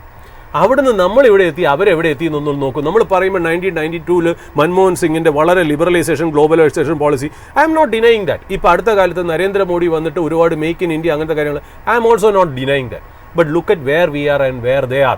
അപ്പം നമ്മളൊന്ന് ആലോചിക്കും, ഇന്നും നമ്മൾ ഏതാണ്ട് $4 ട്രില്യൺ എക്കണോമിയായിട്ട് നമ്മൾ നിൽക്കുമ്പോൾ അവരേതാണ്ട് $18 ട്രില്യൺ എക്കണോമിയായി മാറി എന്നുള്ളത്, ഏതാണ്ട് 4.5 times to 5 times ആയിട്ട് അവർ മാറി എന്നുള്ളതാണ്. 1987 നമ്മൾ തമ്മിൽ ഏതാണ്ട് ഒരു വ്യത്യാസവും നോമിനൽ GDP-യിലില്ല. 1990 മുതൽ അവർ വളർന്നത് എങ്ങനെ? നമ്മളെപ്പോലെ പോലെ പോപ്പുലേഷൻ ഉണ്ടായിരുന്ന കൺട്രിയാണ്, നമ്മളെപ്പോലെ തന്നെ പോവർട്ടി ഉണ്ടായിരുന്ന കൺട്രി, നമ്മളെപ്പോലെ റൈസ് കഴിക്കുന്ന ഒരു രാജ്യം കൂടെ ആണെന്നുള്ള മനസ്സിലായി. നമ്മളെപ്പോലെ തന്നെ 2 വീലർ ഒരുപാടുള്ള രാഷ്ട്രത്തിൽ നമ്മൾ എവിടെ നിൽക്കണോ അവരെ എവിടെ നിൽക്കണം എന്നുള്ള ഒരു പാഠം തന്നെയാണ് ജാസ്മിൻ. യെസ്, ഏതായാലും ഈ ഒരു ആഴ്ചയിലെ അവസാനത്തെ ഒരു ഓപ്പണിംഗ് അവറിൻ്റെ സെഷൻ ആയിരുന്നു ഇത്. കൂടുതൽ കാര്യങ്ങളും കൂടുതൽ സ്റ്റോക്കുകളും നമ്മൾ ഡിസ്കസ് ചെയ്തിട്ടുണ്ട്. അതൊന്നും ഒരു റെക്കമെൻഡേഷനോ അഡ്വൈസോ അല്ല, ഒരു ഇൻഫർമേഷൻ പർപ്പസ് മാത്രമാണ് എന്നുള്ളത് ഓർമ്മപ്പെടുത്തുകയാണ്. ഏതായാലും ഇനി കൂടുതൽ അപ്ഡേറ്റ്സും അനാലിസിസുമായിട്ട് ഞങ്ങളുടെ റിസർച്ച് ടീം നിങ്ങളോടൊപ്പം ജോയിൻ ചെയ്യും. Happy weekend.